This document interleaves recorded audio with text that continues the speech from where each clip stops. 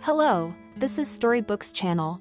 New videos are posted every day. Subscribe and click the bell. If Molly had ever been told, even in a delusional dream, that she would choose such a dress for her wedding, she would have laughed. But now, standing in the fitting room and looking at the ruffles on the dress, she was sure it was just right. "Let's arrange a photo shoot for you," Kathy said excitedly. "Like you're all dirty Cinderella in a floor cloth, sitting in some back alley, this will be the first part of the photo shoot. And then I'll shoot you at the wedding, where you're all of yourself, such a queen, going to the groom in love. That would be the bomb. No one usually looks at wedding photos, and you'll show them to your grandchildren." Molly listened to Kathy and realized that there was no way to get rid of her crazy idea, so it was better to save her nerves and agree. Kathy was a stubborn and persistent girl. Probably, if she were just a friend, everything would be solved easier. Molly would just stop communicating with her. But what to do if this glamorous tank got you as a sister? Actually, they were only half-sisters. Kathy was her father's daughter from his first marriage. Molly treated her evenly, even with some sympathy, but she would hardly be friends with such a person.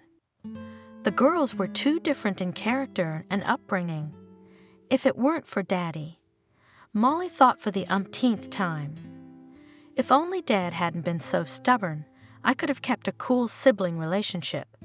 But Dad had gotten it into his head that his daughters had to be best friends. "Dad, we're very different from each other, and she's 10 years older than me. What do we have in common? We didn't even watch the same cartoons when we were kids. Molly, I've had this conversation about every few months or so. I don't count on my father's understanding. Kathy likes one thing and I like another. We can't even decide what movie to watch. She likes dresses and I like jeans. She likes Asian food, and I'm allergic to seafood. I mean, no, I'm nice to her, but we just have nothing to be friends about."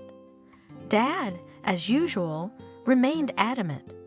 "If you need a reason to be friends, you can consider blood relation a good reason. You're still young, Molly. You don't understand a lot of things." "Dad, are you sure?" The girl snorts. "Why do you think so?" "Because," nonchalantly answered the father, "because I'm older than you and I've seen a lot of things in my life, more than you can imagine. And I know all too well that partners, friends, buddies, all that is good, but how many of them will stay by your side in a difficult moment? It's good if it's one too, but family people won't let you down. One's own friend is one's own friend. And now I had to agree to a stupid photo shoot. Go early in the morning to some creepy second-hand store on the outskirts of town and try on the creepy rag Kathy had picked out. The dress, once white, had lost its color, probably 20 to 30 years ago. Now it looked dirty gray, and in some places there were yellow spots. These were located in the armpit area, and gray-brown, which had a place of honor on the straps and hem. The zipper on the back had obviously been replaced at some point. Otherwise, how else to explain the fact that the zipper was not white or even gray in the tone of the dress color? The zipper was scarlet, and from afar it could appear as a bloody scratch on the bride's back. "Vintage," proudly announced the saleswoman, showing Molly this amazing outfit. "Now such a thing is in trend. That's why we decided not to display it in the general hall. You know, customers are different. They grab it with dirty hands. They can even tear it carelessly, and things are rare and, not cheap." Molly nodded, not giving away her amazement at the sight of this masterpiece. "It's really exclusive," she said seriously. "I've never seen anything like it before."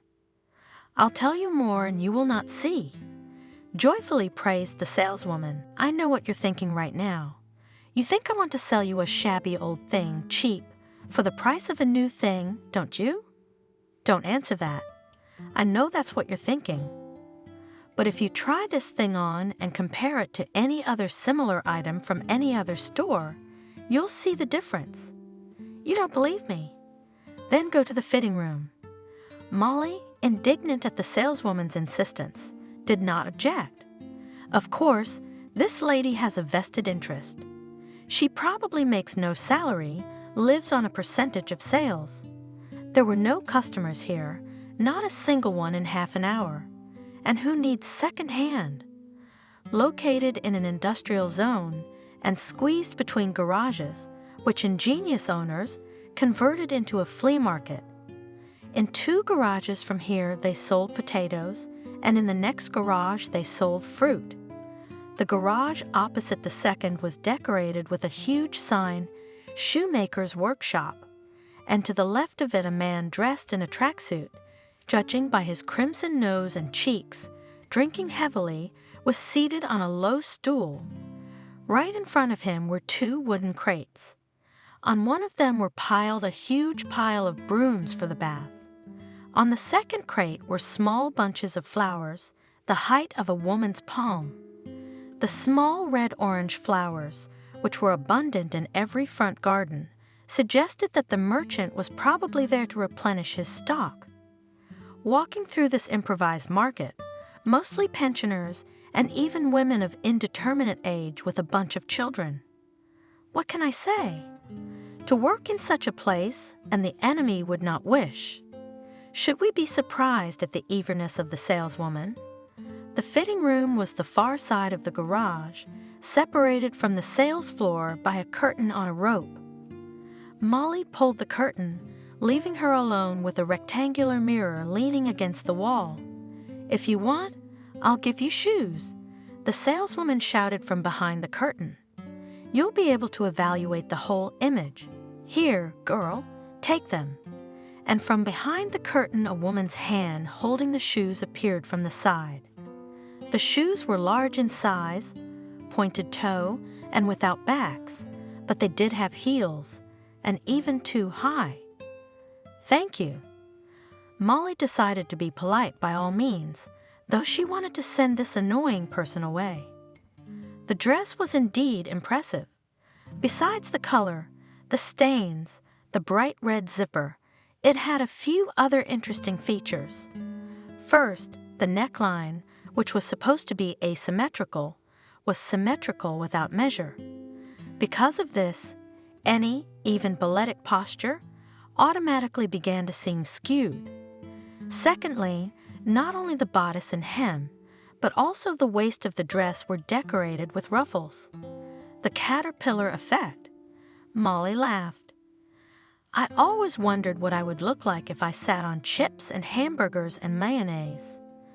Besides, the previous owner of this vintage luxury was clearly shorter than Molly, 10 pounds shorter, the hem of the skirt not reaching her ankles.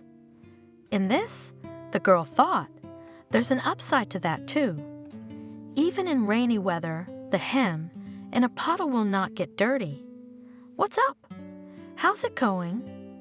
The sales girl called her again, and Molly resolutely pulled the curtain back into the hall. "How do you like me?" she asked and spun on the spot, spreading her arms apart. "Do I look good?" "Does it look good?" the saleswoman exclaimed. "You ask me, girl. It looks great on you. It's unbelievable. You look like a fairy tale princess. What a waist. I can't take my eyes off it. And the lace, the ruffles, so delicate, so delicate. How can you not go for it?" "No way." Molly caught the eye of the broom and flower merchant. The expression on the man's face was more eloquent than any words. He looked at the girl, slightly opened his mouth, in his gaze mixed bewilderment and pity. "It happens." That's what was written on his face in arched letters. For a second he squeezed his eyes shut and shook his head, as if to see if he had seen Molly in that outfit. "I'll take that dress." The girl smiled. "Just find me a bag of some kind." How nice to deal with such customers. The saleswoman blossomed. Now, when the intense desire to impose a purchase Replaced by the joy of the deal, she relaxed and spoke almost sincerely. And Molly suddenly noticed that the saleswoman was definitely not more than 30, and she was even very pretty. "When you came in, I immediately saw that you are a tasteful, understanding girl. I have a good eye. I've been working here for a while." The price to be paid for the purchase was unreasonably high. Molly realized that if you haggle, then surely you can get a significant discount. Who else, for God's sake, would need this work of sartorial art? But she didn't feel like haggling. She was already tired of this store, of this miserable neighborhood, where everything was as dull, as lightless, as gray as the wedding dress for which she had just paid a fabulous amount of money for such a rag. If it were possible to teleport from here, slap, and you are already in another place, preferably in her favorite coffee shop, where the cozy light, the tabletop of pink marble, the exquisite coffee aroma wafting over the cup, made of inconceivably fine porcelain. And then there is the sweet waitress Betty.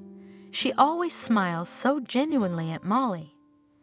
And Michael is a true wizard, a master of vanilla chocolate magic, always saving a few chocolate hearts with apricot filling. These are your favorites. I've set aside the best ones, and she'll make a caramel cheesecake sauce especially for her. That's where I'm going." The girl instantly decided as she left the store. The seller of flowers and brooms sympathetically smiled at her, and then took one of his polo wilted bouquets in his hands. "Here you go. This is for you. No money. You do not look that they wilted, the goods first grade. When you put them in water at home, they'll come to life." "Thank you," Molly mumbled, accepting the street vendor's gift. "I wish you a good trade." She squeezed between the makeshift stalls, hurrying to get to the corner where she had left the car, but, as luck would have it, it began to rain frequently, and the few market visitors hurried away, trying to hide from the damp, and the vendors rushed to cover the trays with plastic sheeting. Several times Molly ran into the same elderly woman who was walking from one stall to another, talking loudly on the phone. She had her head wrapped in a plastic bag, so she wasn't afraid of getting wet. But Molly, it seemed to her, was deliberately getting in the way and making it difficult to move. "You're everywhere, aren't you?" shouted the woman after another collision with the girl. "Why are you following me? What do you want?" "Sorry, I didn't do it on purpose." Almost crying, Molly replied. No one had ever raised her voice, and the rudeness of the pensioner frightened her. But not 10 pounds away, she could see the corner where the car was waiting, and that gave her strength. "Excuse me." Once again she repeated, rushing forward. "I'm so sorry." Something was shouted at her back, but Molly didn't stop to answer. "Hurry, get out of here." Already in the car, Molly noticed that she was clutching the wet bouquet in her hand. How disgusting! She irritably threw the flowers on the back seat. Nothing in just half an hour she would be in the warmth, among smiles and wonderful aromas, and could forget this nightmarish morning. The coffee shop was still empty at this hour.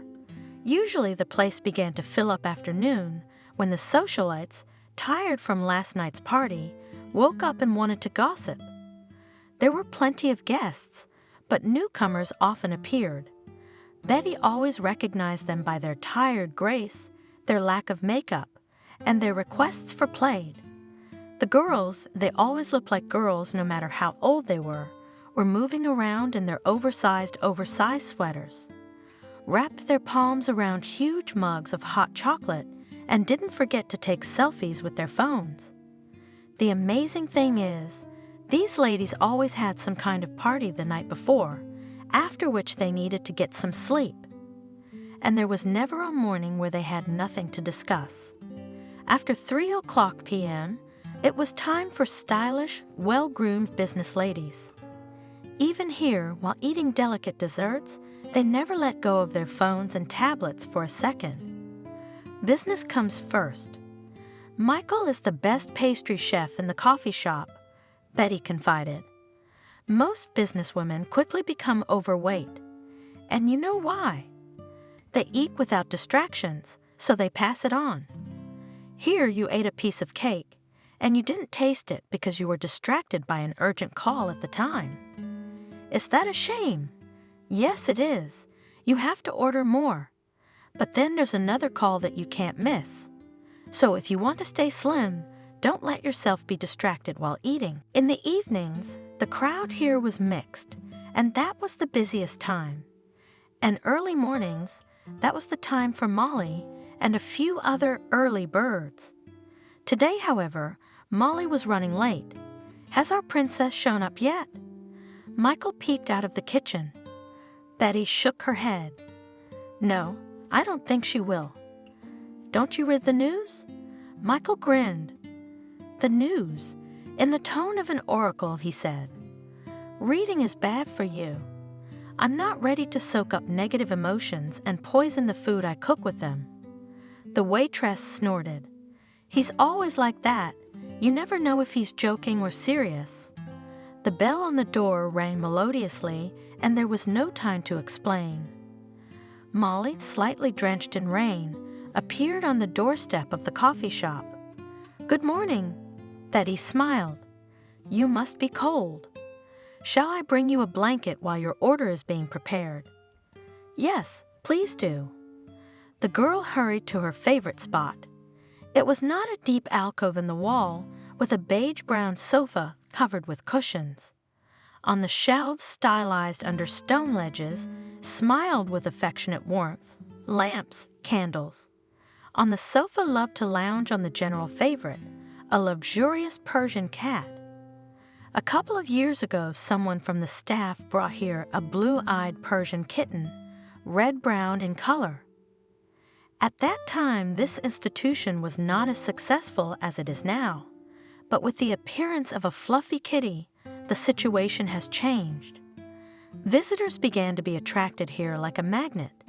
The little one was named Praline and was allowed to walk around the hall whenever she wanted. She became the mascot of the coffee house, and a funny belief quickly spread among the guests. A good day awaits the one to whom the beautiful Praline will jump on the lap.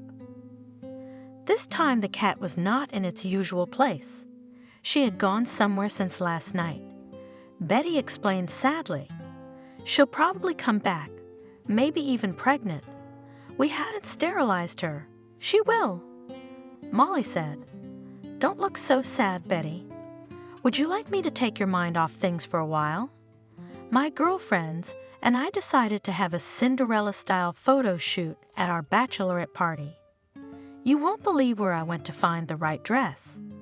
By the way, it's not very far from here, but Betty, you should have seen it.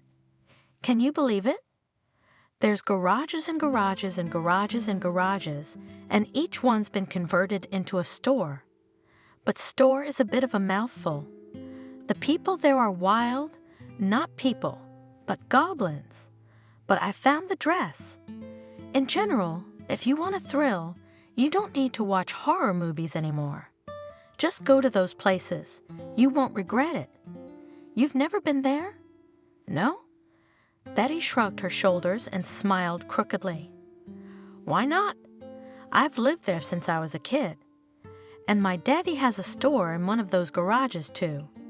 He sells vegetables and fruit, and they're always the freshest and tastiest. Molly blinked helplessly. I should have said that. Who was pulling her tongue? I'm sorry, Betty. I didn't mean to.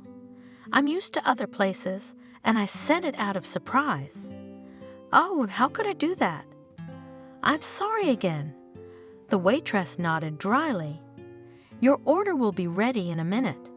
Molly shook her head tiredly. What kind of day was this? Such a horrible day. Some grandmother had yelled at her. She'd gotten soaked in the rain, and now Betty had hurt her for nothing. Molly, not unlike many of her friends and even her half-sister, was brought up strictly. Kathy was always yelling at the driver in the cab, calling sales assistants stupid, and the pedicure master could easily get from her a poke with her foot for not evenly trimmed cuticle. That wasn't the case with Molly. She still remembered the fight her father had gotten her into when she, an 11-year-old Moshorka, in a fit of teenage rebellion, had once sassed her nanny. Rules of behavior were not invented by fools. They're there so people can interact without any silly scandals. Molly yawned. She hated lectures, and she found her father's calm demeanor intolerable. Just once he'd lost his temper, screamed, broken something, but Dad never lost his temper. "And I am bored with life, without any silly scandals," daringly she answered, looking her father in the eye. He was not confused, did not tremble. "Then scandalize with your girlfriends. But if a person works for you, it does not give you any right to humiliate him." My father said then. "First of all, because only plebeians behave like that. A man from a decent society would never allow himself to stoop like that. Besides, you mustn't forget that the nanny can quit and get a job with another family the very next day. And we'll have to spend a lot of time before we find a decent replacement. Is your precious Kathy a common plebeian too?" Molly asked in an innocent tone. "I'm not prepared to discuss it." Father cut her off. "But neither do I intend to repeat the same parenting mistakes I made with Kathy, and now you'd better apologize to your nanny." To better learn the lesson, the father for 2 weeks deprived Molly cash pocket money and forbade the use of credit cards. Subsequently, the girl was convinced many times that her father's teachings were not wasted. Molly finally made sure of it in his 17 years. When it was time for the first love, the guy she was in love with all through the school year invited her to a cafe. The girl couldn't remember herself from happiness, but all her love unknowingly evaporated when she saw how rude to the waitresses the young man. In the young waitress, the guy threw a plate because he thought there were frozen vegetables in the salad. Molly tasted the salad as well, and the vegetables were fresh. Apparently, the young man decided to impress in this way. The waitress was replaced, the salad was apologized for, but the matter did not end there. Her suitor had a new idea of fun. Now he was mocking the young man who served them juice. As soon as the waiter turned his back for a moment, the jolly boy knocked the glass to the floor.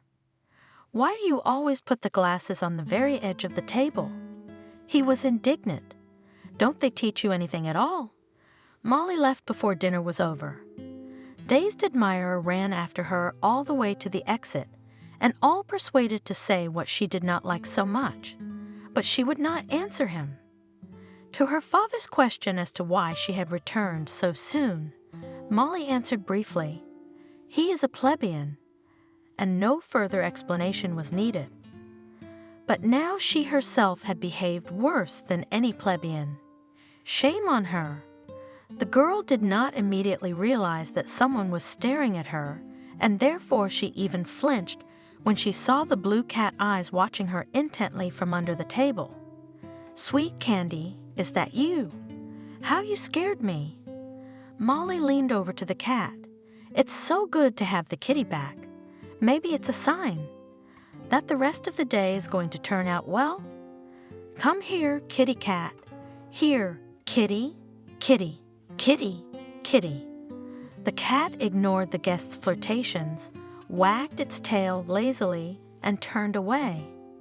"Oh, come on!" "What happened? Didn't you recognize me?"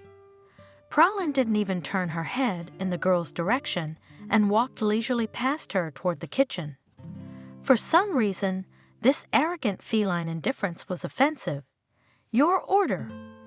Betty placed a cup of coffee and a plate with an impressive piece of cheesecake on the table. Molly smiled, almost pleadingly, at the waitress. She was still terribly embarrassed about her rudeness, But the main thing was that she really felt good about Betty and didn't want to offend her. She touched the edge of her plate with her finger. "Did Michael make the sauce especially for me?" she said. She asked, just to make a point. Betty did not respond to her smile. "The chef's sauce is a separate charge, and it's priced accordingly. You'll probably have to save money now, but you don't have to pay for the coffee." "What?" Molly looked up at the still face Betty. "I don't understand." "I already apologized, didn't I?" The waitress allowed herself to smile with the tips of her lips. "Information gets into the news quickly, and we're goblins, but we're literate." "What information?" "Yeah, what are you talking about?" "Coffee's on the house." "Cold," repeated Betty. "Bon appetit." Praline followed the waitress, giving Molly a contemptuous look. What was Betty saying? "What kind of information? What kind of news?" Molly pulled out her phone, hoping to make sense of the overly complicated innuendo. "News, then." The screen flashed alarmingly with 28 missed calls. Yeah, of course she hadn't heard. She was always forgetting her phone in the car. Good thing she hadn't forgotten it now. The girl opened the full list of missed calls. There was only one number on it. "Dad, I left my phone in the car. I didn't hear anything." "Did something happen?" "I see." Dad sighed. "You still don't look at the news, Dad?" She was getting nervous. For some reason, everyone is always talking about the news. Isn't it hard to tell a human what happened? Dad didn't answer. "Dad, where are you?" "Can you hear me?" "Yes." Dad was speaking very clearly now, almost separating the syllables. "I can hear my daughter." "I'm sorry, Molly, but you're gonna have to go through this life without my support." "Yeah, what are you talking about?" Nervousness turned to panic, and the feeling grew stronger that this was all just a stupid prank. "Why are you always talking in riddles? What happened?" Everything happened. Dad exploded and Molly got it. No, it's not a prank. Her dad, always so poised, so reasonable, yelled into the phone, which had never happened before. "I don't have any more money. Do you realize that? I'm broke, and you're broke with me. Do you get it?" Finally, my father hung up the phone. Molly stared at the dimmed screen of her cell phone for a few seconds, then awkwardly rose from her seat. "The bill," she shouted. As if by magic, Betty appeared beside her. "Here you go." Molly threw a credit card on the table. "Just a minute." Betty smiled politely. "I apologize, but your card is blocked." Molly shook her head. "That's impossible." "Try again." The waitress repeated all the manipulations with the card. "I'm sorry, but your card is blocked." Molly slowly sank down on the couch. "So it's true?" She said to no one in particular. She searched all her pockets. There was some cash in one of them. "Here, take this. It will probably be enough, won't it?" Praline, following Betty everywhere, snorted. "Come here, kitty." Molly called to her pitifully. "Will you at least take pity on me?" But the cat defiantly turned away. "It seems we are no longer loved here," Molly whispered, and she didn't realize whether she was trying to make a joke or had accidentally voiced an unpleasant truth. Molly walked out of the coffee shop and headed for the car. Kathy was already flooding her sister with messages. Her cards, of course, had been blocked too, and she was now in a near hysterical state, sniping Molly's phone. "Come over here soon." She cried into the receiver. "Pay for my shopping. I'm at the checkout line at the mall. I've got tons of stuff, and none of my cards work." Well, who'd doubt it? Her sister's ability to spend all day at the mall was well known. "I'm sorry, Kathy," Molly interrupted her. "I can't help you right now. I have exactly the same story, and "You have no conscience." The sister almost roared. "There's a line of people here, all freaking out. And I'm standing here like a beggar. I'm ashamed. So give up shopping." The girl got angry. "I don't have any money." "Okay, bye." There was no doubt Kathy would call back, and then call back 10 or even 20 more times. Just put it on auto dial, hoping to harass the recipient so he'd eventually break down and pick up. But I didn't have time for that right now, and I'm getting married tomorrow. Molly suddenly remembered.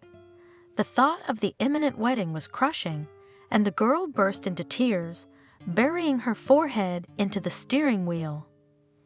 Even this morning, life had been very different. In this life, Molly was the daughter of a more than well-to-do man, and she had everything she could ever want. A young, spoiled girl, fancy clothes, an expensive car and the latest model phone, lots of girlfriends, traveling and partying.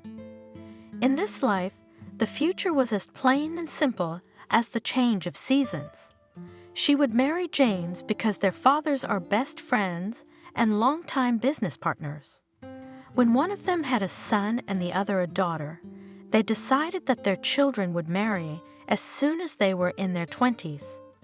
From an early age, Molly knew she would become James' wife and did not resist it. Dad, smart, sensible as ever, explained to her that it was best for everyone. "Of course," he said, "I know that most people prefer to choose their own spouse. And that's not stupid when it comes to people living ordinary lives. Their children become grown up and independent early. They have to decide who to study for and whether to study at all. They barely out of high school start earning and learning to live on their earnings while trying to help their parents. They gain experiences that neither you nor James have. You grew up like rare flowers in a greenhouse. How are you supposed to know what kind of person you want in a family? You don't even know yourself yet. We've tried to raise you for each other, me and Father James. I can't promise you the euphoria of marriage, but I think you'll live peacefully. Besides, you won't have to worry about money. The wedding will be a good opportunity to merge our companies, and one of your heirs will take over the business in the future. Do you have any objections? What about love?" Out of sheer stubbornness, the girl asked. The father shrugged his shoulders. "Love the lottery. It's not wise to take risks when there's too much at stake. Business reputation, fortune. Finally, the physical, mental health of future children. If you want bad adventures so badly, you can always arrange it carefully. Brutal male with iron muscles can easily turn out to be weak and whiny in everyday life. Wouldn't it be easier to limit yourself to a few encounters with him and then go back to your reliable husband? The only thing you have to do is make sure your spouse doesn't find out. Then he won't let you in on the details of his adventures either. Show respect for each other, and everything will work out fine." Dad was always very rational. Molly nodded, realizing she had nothing to say and didn't want to. She liked James. She wasn't in love with him, of course, but she liked the sympathy even better. It filled her with peace and confidence. And now there was no more confidence or peace in the world. The image of James presented itself to her in her mind, full-figured, dark-haired, with a soft look and a shy smile. She'd never been particularly interested in what he did for a living, where he went, who his friends were. Their relationship was more like that of people living in a marriage of many quiet years. Returning from any shopping, Molly invariably brought a gift, and for the groom, congratulated on all holidays, gave not important, but pleasant little things. From each trip, she brought a souvenir for the groom. He politely thanked her and kissed her on the cheek. Every morning, the girl received a message wishing her a good day, and they always spent Valentine's Day together in some romantic place, and we'd never even had a real kiss. What's kissing? We were never alone with him. I wonder why? Molly suddenly thought. And this discovery turned out to be so wild, abnormal, that the girl could not stand it and laughed out loud. From the street, it must have looked strange. Behind the wheel of an expensive car sat a young girl with tears on her cheeks and laughed heartily. Betty, peering at Molly from the window of the coffee shop, shrugged. The rich have their quirks. She was roaring like a mad beluga, and now she was laughing. Praline meowed affirmatively. Kathy looked angrily at the stairs leading to the second floor. She managed to get out of the mall without too much loss. When her sister had disconnected her phone, making it impossible for her to reach her, Kathy didn't hesitate for a moment. After all, there were plenty of contacts in her phone. "James, hi, honey," she shouted as soon as her call was answered. "James, I've got a favor to ask of you. Help me out, future relative. I have something with my card. I can't pay for my shopping, and I've got a lot of stuff for the wedding. Please help me out. Just don't wire me any money, but come here yourself. I'm at the mall right now." The mall. James listened patiently and wrote down the address. "Okay, Kathy, I'll be there. Don't worry about a thing." He saw her, barely crossing the threshold of the mall. Kathy waved at him with countless packages. "I'm here, here," she shouted. For nothing really. There was no need to attract attention. It was impossible to miss the bright red coat anyway. James smiled, appreciating the extent of the shopping. "You're buying up the whole store, aren't you?" "Along with the warehouse? Not the whole store, just the stuff I liked." The girl said nonchalantly, "What can I do?" "I don't want to look pale at my only sister's wedding." He glanced again at the boxes and bags. "Is that why you bought 8 pairs of shoes and 24 evening gowns? Are you really going to wear them all at the same time?" He was teasing her, but his smile was so kind that it was impossible to take offense. Count, math genius. Kathy laughed. "You just don't understand anything about women. I couldn't decide which outfit I liked best, so I decided to think about it at home in peace. What can I count on you for? Here you go." James sighed and took out a bank card from his wallet. "I really don't know much about women." "You're right about that. But I know one thing for sure, you can't say no to anything." Kathy looked at him carefully and smiled broadly, though a little sadly. "Such happiness, Molly, will come to you," she said with a little regret and added more quietly, "Why? Why not me? You'll be lucky." James replied and cheerfully picked up the numerous purchases. "You'll get a fiancé that will make all your girlfriends jealous. Come on." Kathy didn't move. "What about you?" She touched James' hand lightly. "Are you going to be jealous of the guy who gets me?" James was confused and took a step backward, bumped his back against one of the customers, mumbled a crumpled apology. "Yeah," he said with all his might, trying to keep his tone casual. "I'm a married man, so I'm not supposed to be jealous of other men's husbands, even if they are married to gorgeous women."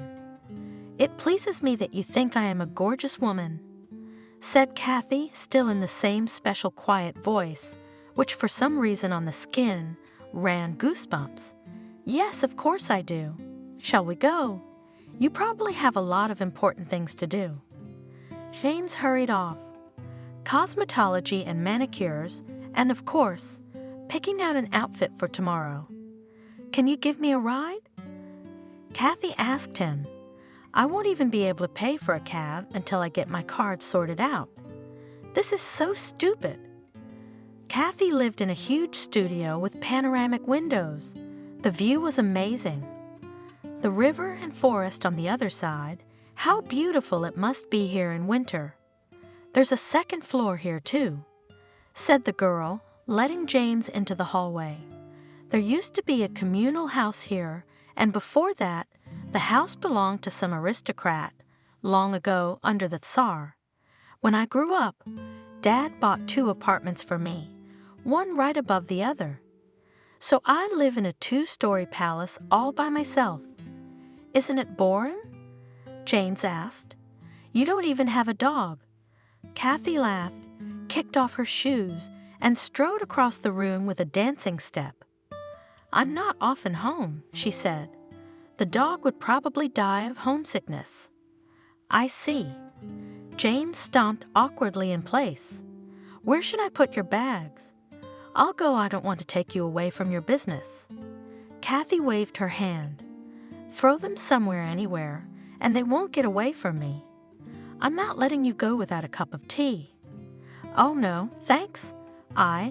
No objections. I've got to do something to thank you. And my tea is very special. I bet you've never tasted anything like it. Really? James smiled. Shall we test it? Kathy winked. A small table on wheels, beautifully set, with 2 cups and a vase of candy, Kathy stopped at the window between 2 armchairs. I like to sit here, she said simply. Both in the evening and in the morning, really? I like coffee in the morning. I have an original predilection, don't I? Kathy laughed.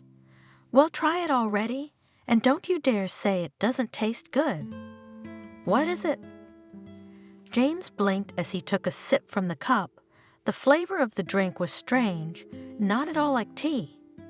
It was more like something between sweet baby fizz and herbal infusion. Kathy genuinely enjoyed the effect. My personal recipe, a tea with white rose petals, orange zest, chocolate shavings, and a pinch of pepper. Pepper? James swallowed hard and took another sip. Yeah, she is beautiful. James thought suddenly, why didn't I notice it before? I'm so embarrassed. She said quietly, Did Molly tell you everything? Did she? No. James shook his head. She didn't. What difference does it make? Yeah, it probably doesn't. You're probably right. Kathy slowly twirled a strand of hair around her finger. There was something mesmerizing about the motion. Would you like some more tea? She offered. I'll get some. James suddenly felt a little dizzy. For some reason, he wanted to get up and leave immediately. But suddenly Kathy's face, her soft, plump lips, were right next to him. How had it happened? She'd just been sitting in the chair. So you know everything and you're going to marry her after all? She whispered, almost touching his face. Now she was sitting on the floor, hugging his knees. You'll be lucky, Kathy. James muttered again. The girl remained silent. You'll be lucky. James gently stroked Kathy's soft golden hair. Her bright blue eyes seemed huge and looked so helpless.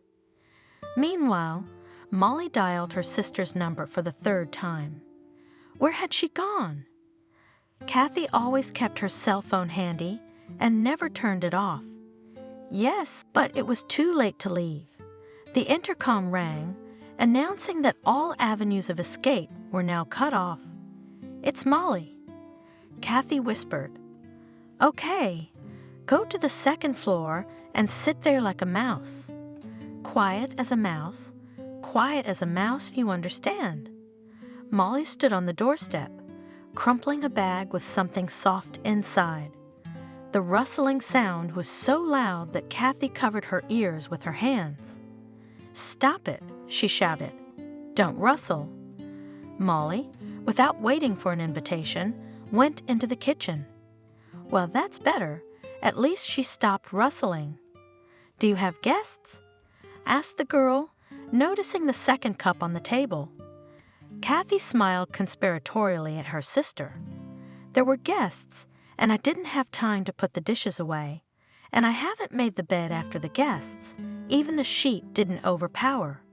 You know how I like to get rid of stress, don't you? What about you? Called James yet? Molly looked at Kathy absently, as if she hadn't immediately remembered who James was, and shook her head slowly. "No, I haven't, and he hasn't called me. I don't even know if there's going to be a wedding now. Maybe now, well, after what happened, he'll change his mind about marrying me. Would that make you sad?" Kathy asked. "Imagine your fiancé calling you now and telling you there's no wedding. Would you be upset?" James, who was lurking on the second floor, turned to listen, but for a long time there was complete silence downstairs. Had they fallen asleep? "Are you going to be upset or not?" Kathy asked again. Molly shrugged. "I'll be upset. I guess I'll be upset. I'm so used to the idea of us getting married that I can't imagine anyone else. But that's not what I'm thinking about right now. I'm trying to figure out how to move on. I guess I should get a job, but I don't know what to do. I've never worked before. I don't even know what it's like. And my dad, what's he gonna do? I'm afraid he'll start drinking, like from the shock. Maybe we should tell Mom. Why don't she come and stay here till Daddy gets over all this trouble?" No, wait. You're thinking about the wrong thing." Her sister interrupted her. "If you marry your James tomorrow, you won't have to think about any work. And then you can help your father, and nothing will change for you. And if I don't marry him?" Molly replied sullenly, "Will there be a wedding at all? You know, this is so stupid. Today at 4 o'clock I have to go to the dressmaker to pick up the dress and pay for it, of course, and I have nothing to pay with. And now I don't even know if I need this dress." "What? You have no money at all?" Kathy gasped. "Not even any cash left? That can't be true. No way. I spent the last of my cash on something. I can't remember what." Molly lost her forehead. Her mind was jumbled. "I remember. I paid for the coffee at the coffee shop before my dad called me. So now the only dress I can afford is this one here." She rustled the bag again, which contained a hideous dress from second-hand. James grinned bitterly. It was still a shame that Molly had come to her sister's house instead of his. It would have been normal for her to go to her fiancé first, to seek support from him. Would he have refused her? Isn't that what people do? And himself. Immediately he objected to himself. He knew what had happened and had not even called her. He thought she would call him herself. He didn't want to pry into her soul. But is that the way to put the question when you know that someone close to you is in trouble? I'm an asshole. The conclusion he came to was disappointing. It turned out that he and Molly were not close people. Close people do not behave like that. A long time ago in high school, he had fallen head over heels in love with his neighbor. The girl's parents were not very sociable people, and for 6 months in a new neighborhood, they never met anyone. Their daughter hadn't made any friends either, and it seemed she'd never even talked to anyone. James had no idea how to approach this arrogant little thing, but chance came to the rescue. They had met at a dog-walking area, and the Spitz, which the beautiful neighbor was leading on a thin leash, suddenly broke free and ran away. James rushed after it. The puppy wasn't used to physical exertion, so it took a couple of minutes to catch him. "Hold your pet." The girl nodded, then pulled a small notebook out of her pocket and quickly wrote a few words in it. "Thank you for helping catch Klaus," he read as the girl handed him the notepad. "I'm Mute. My name is Lisa." Soon he and Lisa became firm friends. It turned out that the girl's parents were mute, too, and that was why, not because of arrogance as he had thought at first, they didn't socialize with anyone. Now, right after school, he and Lisa would rush to the park and sit on a bench for long hours, exchanging notes. And then one day it was over. "Tomorrow my parents and I are leaving here forever," she wrote in her notebook. Tomorrow? Where are you going and why? To my grandmother's. Lisa wrote, Daddy says it's the right thing to do. That was all she could get out of her. Now, after all these years, James remembered his mute girlfriend and regretfully realized that even he knew more about her than he did about his fiancée. And his relationship with Lisa had been much more intimate and trusting than with Molly.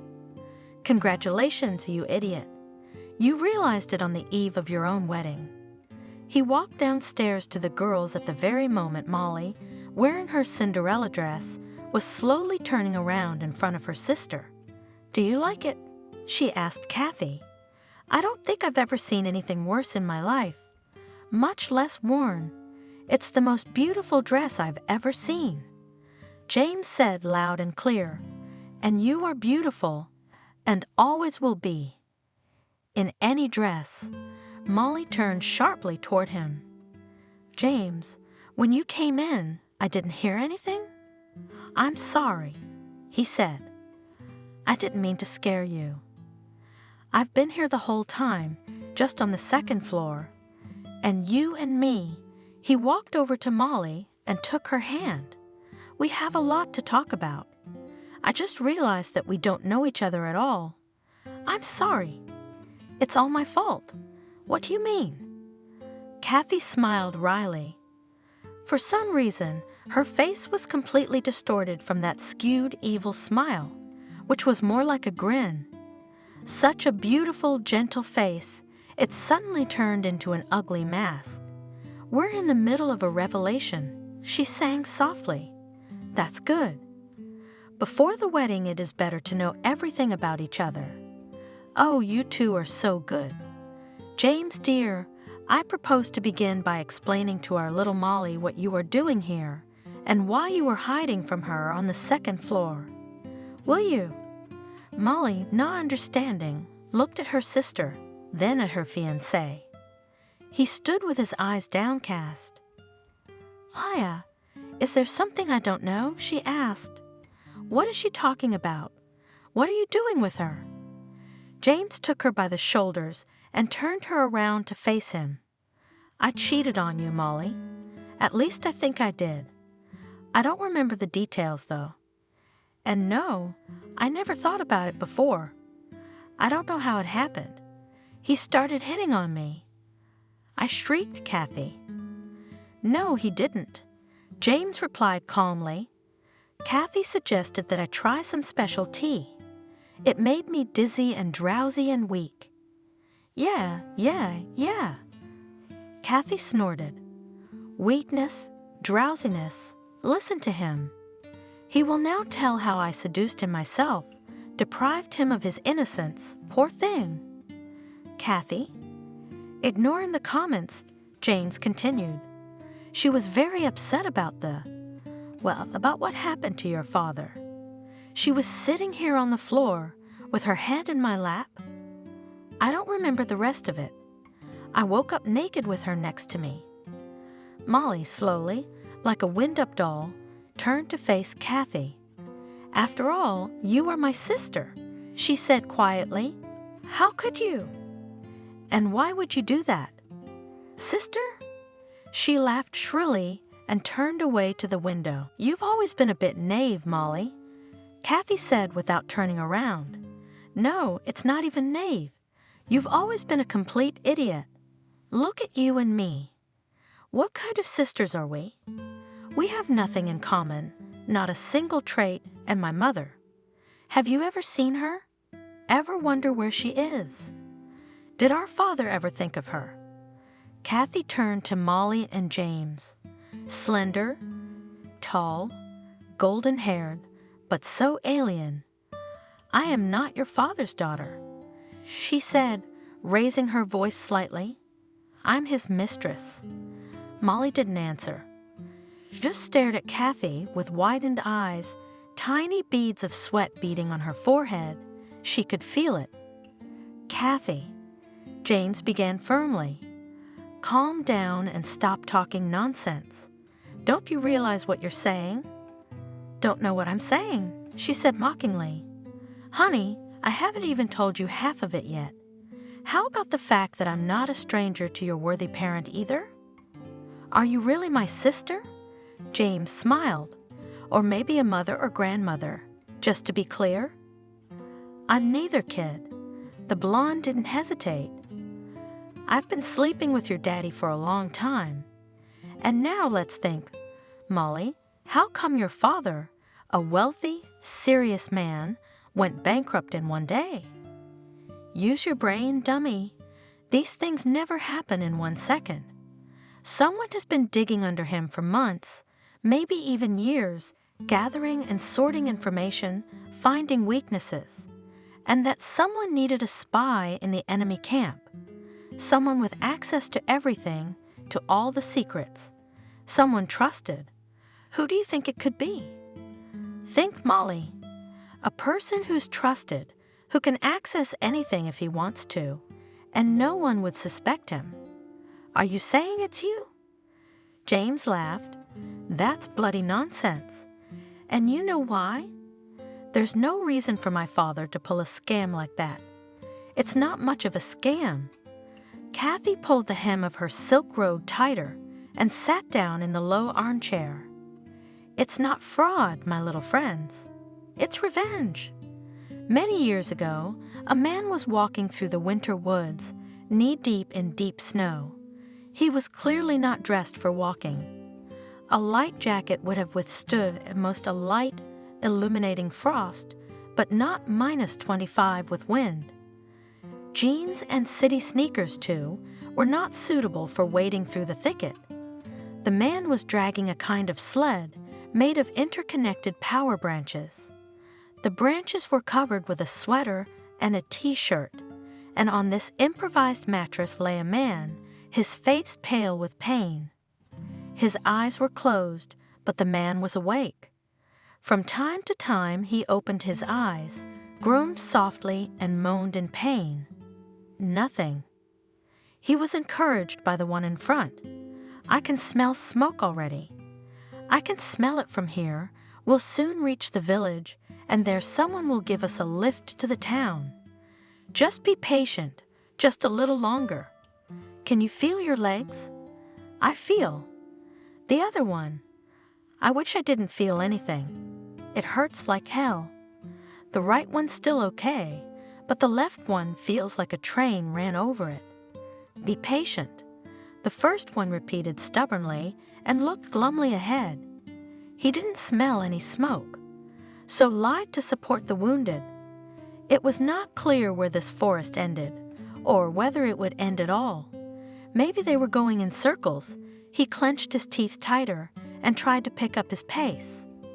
His blonde hair, visible from beneath his hat, was already crusted with ice. His eyelashes were white with frost. His heart grew more and more stiff, an irrational, almost childlike fear that they would wander through the enchanted forest for the rest of eternity. How does it say in fairy tales? The Leshy, if he wants to amuse himself, will make travelers wander more often, will not let them find the way home. He walked minute by minute, falling asleep on the way from terrible fatigue. Don't sleep, don't sleep. You can't sleep now. You'll fall asleep and won't wake up. In order not to fall asleep, he counted his own steps.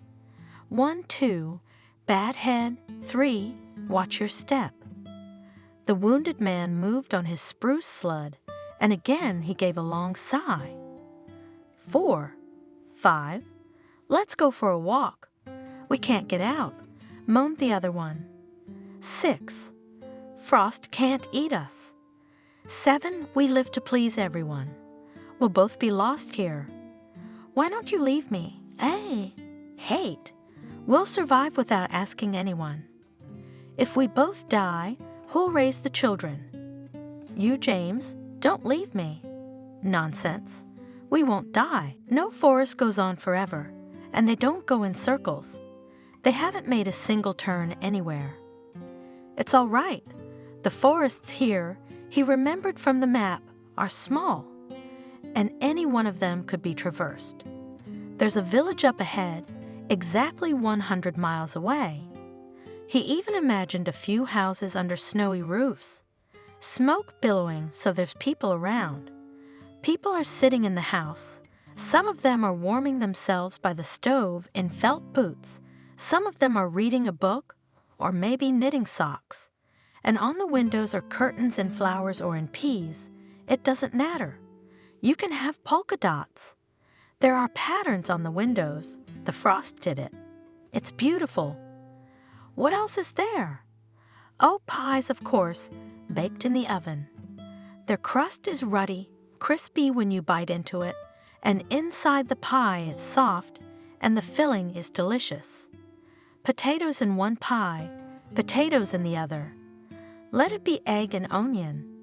And the third one should be sweet. With jam, let there be a third one. Suddenly he stopped and sniffed. No, this time he was not dreaming. The smell of smoke, of warmth, tickled his nostrils pleasantly. So the village was very close. Hold on. He shouted to his comrade, and as fast as he could, he strode forward. After 100 miles, he saw a wide gap between the trees. In front of him in the lowlands, the whole village lay like a palm of his hand. Hey, he shouted at the top of his lungs. People, help! No one answered him, but somewhere in the yard, a small dog yapped a couple of times, and then it went silent. People! The man shouted again. His voice was clearly desperate. But then a heavy door in one of the houses creaked open. Why are you yelling? Do you need help? What is it? How in God's name? Did a truck drive over it? The man in the house they were in had helped to carry the wounded man into the house and set him down on a hard wooden bench. Now he was examining the wounded man's legs, clucking his tongue disapprovingly and muttering something to himself. When he had finished, he shook his head and wrapped the groaning man in a fur blanket. It was an accident, explained the one who was well. It's a blizzard at night. The road is slippery. You can't see anything.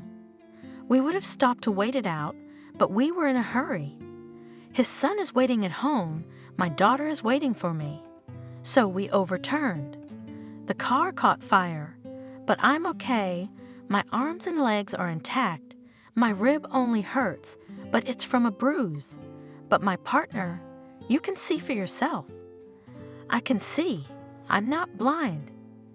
Answered the man. We need to go to town, to the hospital, or he'll die. Help me. We'll carry him to the car together. He came to his senses only in the morning and was surprised to find himself in a white hospital room. His comrade was sitting motionless on the next bed, leaning back on the pillow. Was he dozing? No, not likely. He opened his eyes immediately. Are you all right? William? I'm fine. I'm fine. Are you okay? Should I get the nurse? No, are you okay? I'm fine. You've had surgery, you'll live, and in time you'll learn to walk again. You had 4 fractures. They had to put you back together. But you got it together, right? They did. The patient licked his parched lips. So we had Christmas. Why were you in such a hurry? Oh, I'm thirsty. William, it's after the anesthesia. Wait, I'll be right back. The one called William took glasses and a plastic bottle of water from the nightstand. I'll get you some water. Can you stand up? No? Then let's do it this way. He put one hand under his friend's neck, and with the other he brought the glass to his lips. Drink, Charles, but don't hurry, you'll choke. Charles drank greedily in small gulps, keeping his eyes on William. You are, aren't you? He said, withdrawing his hand from the glass. You saved my life. You could have left me there, and that would have been it. All the debts, all the bills, everything would have stayed there. But you didn't. I don't have any bills to settle with you. William replied sharply. No debts either. Not you, not me. And Nancy? The name hung in the air, and seemed to heat him up. Nancy. They both liked her with her snub nose, her freckles, and her tangled black curls. They'd met at a frat party. Then the whole dorm was buzzing, of course. The session was closing. It was there, in the kaleidoscope of ruddy laughing faces, that he first noticed her. Her stubborn black eyes locked into his, never letting go for a second, holding him fast. William stepped closer to her, short, thin as a cane, wearing someone else's leather jacket. "Who are you?" Nancy. A cigarette between cheekily smiling lips, black curls ringing her eyes. "Oh, you bastard," someone behind him said quietly. "He's got it in for the guy. That's it. Lights out. She's made up her own mind." William said quietly to Charles in the room, "You loved her more than I did." It was fate. A shadow ran across William's face. Whether it was love or just the madness of puberty and all the vagaries of puberty, he didn't get over it. He didn't get over it, but then she caught up with him. Don't go out with her. Someone he knew at the time advised him. She's got half the city following her around like they're tied up. And her, she only loves herself. Get out of your head before it's too late. He didn't. Things had broken down with his wife before the girl was born, and as soon as the baby was a year old, the couple divorced. Having obtained freedom, the ex-wife went to her homeland. There she was offered a job in her favorite specialty and promised to allocate an apartment. There are not for the child conditions. Sensible, she reasoned. It's cold, and I'll be at work from morning till night. Who'll look after Molly there? Let your daughter stay with you, and I'll keep an eye on her. William didn't mind. Molly stayed with her father. Her mother didn't come often, only a few times, but she corresponded with her daughter regularly. Letters from her came once a week and contained long, colorful descriptions of northern nature and stories about work, about acquaintances. At the end of the letter, Mom always asked her to send her regards to her ex-husband and politely inquired about his health and asked her daughter to take care of Dad. And at Christmas always came cards drawn by Mom's hand. She drew beautifully and could well have been a successful artist. Molly always felt that even though her mom was far away, she was very near. After all, the girl knew everything about her life. William, it seemed, and did not think to resent his ex-wife. On the contrary, often called her, told her a lot about her daughter, and invariably invited her to come and visit and stay for any length of time. Once, when he learned that his ex-wife was hospitalized with pneumonia, he himself went to her, assigning all the cases to assistants and brought with him the best pulmonologist. After she was discharged, he personally negotiated with his superiors a vacation for his ex-wife and paid for her vacation on the ocean coast. Just to be sure, he sent Molly along with her, and in that he was lucky, Charles thought bitterly. Yes, William's marriage didn't work out, but they had separated like people, friends, you might say, and the daughter remained with her father and mother. And James never knew his mother. Nancy, however, still occasionally appeared in Charles's life. There were, I think, only 3 such episodes. She somehow managed to find his phone number, and she always called at night. The first call was from New York. What was Nancy doing there? That remains a mystery. She called to wish Charles a Merry Christmas. There was a festive, cheerful noise in the receiver. She must have been calling from somewhere on the street. The city was rumbling behind her, bursting with people's laughter, deafening with fireworks, and voices speaking every language in the world were heard from everywhere. Nancy did not want to answer any questions, but she laughed merrily and wished her ex-husband health and happiness. "Why did you run away?" Charles shouted into the phone. "Why did you abandon the child?" Do you even know what I named him? Do you know what your son's name is? Don't worry. Everything is fine with me." Nancy spoke dryly and immediately disconnected. A few months later, there was a call from Madrid. Not once did Nancy ask about her son, and she still didn't know his name. Cuckoo, cuckoo, still cuckoo. Bitter, Charles concluded. Forget it. You have a son growing up. Be happy for him. His friend advised him, and it was hard not to agree with him. When the children grow up, they'll get married. William smiled, cradling his daughter. Charles nodded again. That's a good idea, he said thoughtfully. Their fathers are friends. They've known each other since childhood, and love is love, but family is different. Strange, he thought so sincerely. But now, lying in a hospital bed, saved by his best friend and reassembled by the doctors, Charles felt a cold, slithering, snake-like envy crawling into his soul. Is this what William is in for, such inhuman luck? What had he done to deserve it? Fate saved him from Nancy, that's fine. You can explain that by the accidents of love. But what about now? They were traveling in the same car, rolled over together. Only Charles is lying there, unable to get up. And William, not even a scratch. He's a lucky bastard. I couldn't bear to think about it. It made me feel ashamed and even blacker than before. So what? Roughly interrupted James. Unhurried story, Kathy. Molly's father saved my life, and he ruined him for that. Do you hear yourself? Not for that.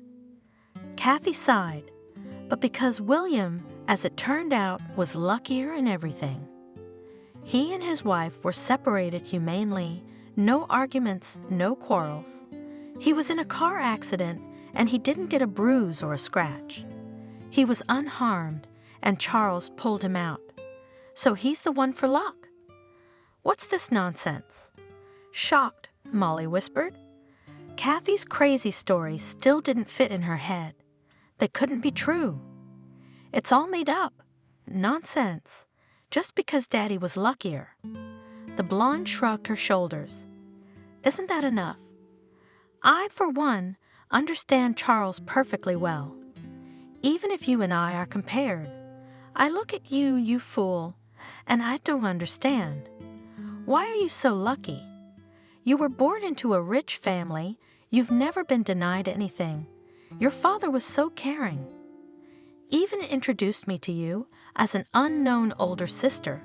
Did not want to traumatize his daughter with the message that her daddy beautiful, a mistress appeared, and you have good suitors. Maybe he's a knave fool. I won't argue with that. But he's a good, decent, loyal man. And his pockets are not windy. Am I worse than you in any way? No, not worse, that's for sure. Maybe even prettier than you. And as for brains, there's nothing to talk about. I'm definitely the smarter of the two of us. Do you know where I lived? Do you know where I'm from? No, you don't. You bought that ugly dress in the second hand today, and my sister works in that second hand as a saleswoman. Her husband sits across the street, selling bath brooms. 2 twin boys, they send their children to grandmothers and grandfathers and work hard to earn money. And you've never worked a minute in your life, but you've never known need. Everything was brought to you and others like you on a golden platter. Right?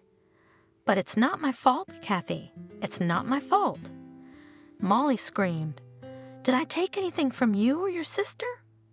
Are you poor yourself? Not poor, not rich, but as it comes. Kathy grinned. I didn't get all this from the sky. I'm not happy with your dads, and I have to pretend to you, my stepsister. But it's better than selling rags in a garage or brooms. Huh, your father always thought we'd be friends, but there's one thing he didn't count on. I didn't want to be friends with you. But you. She sent James an affectionate smile. You could have married me instead of her. Kathy nodded at Molly. How am I any worse? James was silent for a long time. You disgust me. Finally, he said, Molly, let's go. He squeezed his fiancée's hand tightly and turned toward the door. Stop! Kathy shouted, Stop! In one leap, as if transformed into a wild cat. She jumped out of her chair and rushed to the door, blocking the exit. You forgot something, my sweet. She purred, but the purr was menacing. You did rape me, didn't you? It was so horrible. She lowered her eyes and pretended to wipe away a tear. It looked pretty convincing. You realize I don't even have to file a police report, right? Just complaining to your dad and your dad's dad would be enough. She looked at Molly. It's scary to think what the consequences could be. That's a lie, said James in an icy tone. Get away from the door. The blonde didn't think to move. But so be it. She said conciliatingly, I won't say anything to anyone if you agree to pay me a small amount of money every month, just. That's enough.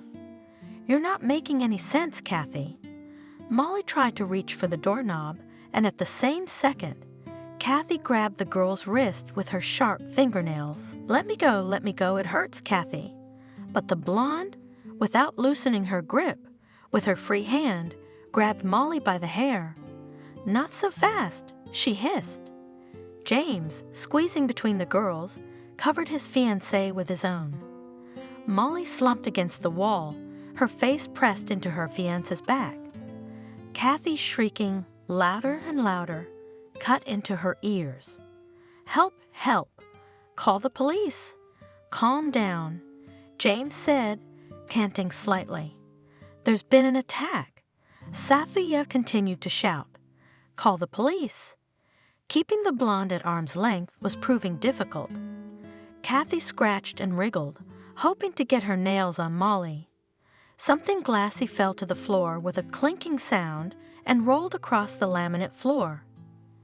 Molly quickly squatted down and grabbed the find first. The vial was small and could easily be hidden in the palm of her hand. The girl glimpsed the label and showed it to her fiancé. Clophaline, he read it loudly, and then took the vial in his hand and threw it at Kathy. You're the one who dropped it. Contemptuously, he threw it. The blonde caught the vial and quickly slipped it into the pocket of her robe. Come on, Molly, James repeated and swung open the front door. We should go. It was dark in Charles's apartment. William had asked his friend to turn off all the lights. The light was making my eyes hurt. He explained, it must be my nerves. They talked in the dark, illuminated only by the smoldering lights of cigarettes. From time to time, long streaks of light ran across the ceiling. Someone drove by with their headlights on. It was tolerable. You could close your eyes, and then your eyes would rest. But now, oblivious to the pain, he flicked the switch himself. Charles squeezed his eyes shut, but William didn't seem to notice the bright beam of light striking his eyes. His face was pale, frightened. What are you saying? He asked, shocked by his comrade's words. What was that just now? Is this a joke? Charles sighed. I knew Kathy was looking for someone to leak your data to. He repeated, you know you've got plenty of competitors. Getting to them isn't that big a deal. And they pay for information, and they pay well. All she had to do was choose the highest bidder. Why would she do that? The boil, William. That I didn't give her enough money, kept her full, bought her an apartment. It was enough for all her desires. Did you give her enough? Fine. Charles calmed him down. There was enough for a good life, but the girl wanted stability, guarantees she did not know how to save. It's not in her nature. Marrying you was out of the question, and the years go by. She was afraid that you will play with her, and as her age comes up, You will find someone younger, fresher, and Kathy in circulation on the sidelines of life. So she wanted to be on the safe side to secure her future. Why? William rubbed his eyes. They were starting to hurt again. She didn't tell me, but she could have asked for what she wanted, couldn't she? A bank account, a house, a business. I wouldn't have spared her that. Charles laughed. Women, who the devil can tell when they don't always understand themselves. But she could sell the information, and she wanted it badly. The rumor had already spread among the competitors, and they were all ears. That's when I entered the arena. Made up a pathetic story about how I've been jealous of you all my life because you've always been undeservedly lucky. And so on and so forth. Lying, I hope? Not exactly. Charles shrugged guiltily. I was jealous of you. I was many years ago, when, remember, you dragged me through the woods almost alive. So I have that sin. I was jealous. Even though I was ashamed that you weren't hurt in the accident, that Molly had a normal mother, not a slutty Nancy. I saw her, William said quietly. Nancy. I didn't want to tell you, but I went to Boston last year, and my parents are buried there. I went to the cemetery to worship the graves, and there was a fresh grave. Nancy. I saw the picture on the monument. I recognized it immediately. Someone from her family was there. I think it was a cousin, a second cousin, maybe a third cousin. I don't remember. Cleaning up her grave. I asked him what happened. Like her lover killed her, either out of jealousy or just drunk. She's always had a lot of admirers, lovers, and jealous men. At first, I wanted to call you and tell you, but then I thought, why? Only to reopen wounds. We've been strangers to her for a long time, said Charles calmly. She was a spoiled girl with a rotten streak. Well, may she rest in peace. She never even saw her son or knew his name. God be with her.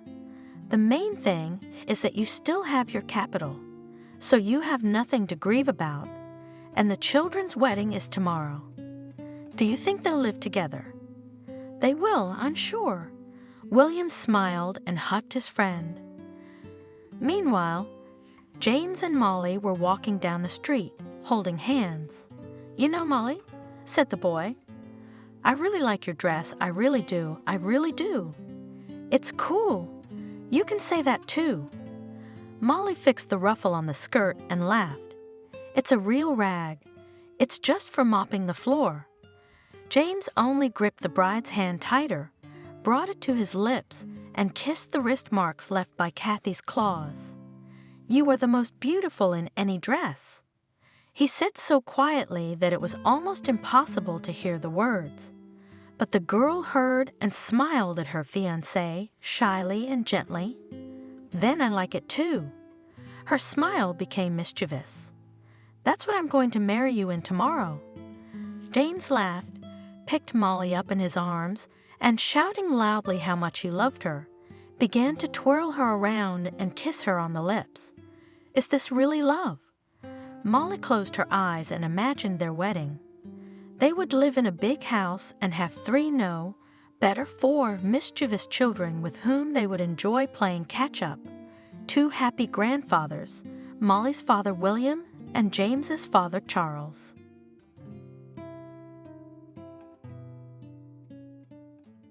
Subscribe and click the bell. Even in her dream, a sense of joyful excitement had started to dawn on her. She was dreaming of her husband. John pressed her to him, and it made the girl feel insanely good. So she opened her eyes and slid through the apartment still at dawn. The sun's rays drew on the wallpaper an intricate pattern. She threw back the sheet, allowing it to continue traveling over her naked body. Slayera sat up on the bed and stretched. The sweet theme had finally developed. The illuminating morning chill presented itself. Slayera got up, walked to the bathroom, and turned on the cool shower. She had practiced this for several years now. Hot water used to make it hard to concentrate, take away energy. But this way, it was like a second breath. You come out fresh and full of energy, immediately ready to engage in the day's hustle and bustle. Ahead of her awaits a new day, and in the evening a restaurant or the girl grinned dinner with her son, and hers too, though adopted. But it was she who had been by his side for 2 years, going to parent-teacher conferences, listening to his revelations about his relationships with friends and teachers. Did she feel like a mom?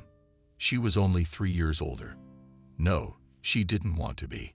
Her husband just wanted to give the guy the illusion of marital happiness, so she went along with the game. He got lucky with her. He was 38 when they met. His first wife, Jacob's mother, passed away when he was only 4 years old. The guy often told Clara that he does not even remember what she looked like. The boy was raised by his grandmother Marlowe on his mother. She was physically weak, and every year her health was deteriorating. It was enough only for the most basic care of food and clothes for the child. Therefore, Slaga in the person of Jacob got a Terry triplets, which in addition was in the midst of puberty. No one could find a common language with the teenager. Complaints came from teachers and neighbors, and with his stepmother he became friends only years later when he turned into an angry, handsome young man. How she managed it, no one knew, but she was the only one he seemed to obey in public, and John was never able to win his son's trust. And did he want to? He went from one term to the next, and when he came back, he was in the pubs. It was a way of life that finally got to his mother. She died, leaving her negligent son a big house in the center of town. That's where John brought his new wife. At first, Jacob met her in the bayonet. He reminded the girl of the shield in her stomach, of his former self from his pack, the lonely, hungry, angry one. Clara was defiant and implacable with him as well. She was always the leader and considered herself the mistress of the house. That's why she went straight to the bottle in any dispute. Young, sensual, and passionate. She wanted to live only by her own rules and had no pity for the boy. He was in the way. She didn't need him at all. They disliked each other intensely, fought so much that they seemed to fight. She was very much in love with John at the time. She knew of his criminal record and knew he'd never put a stop to it.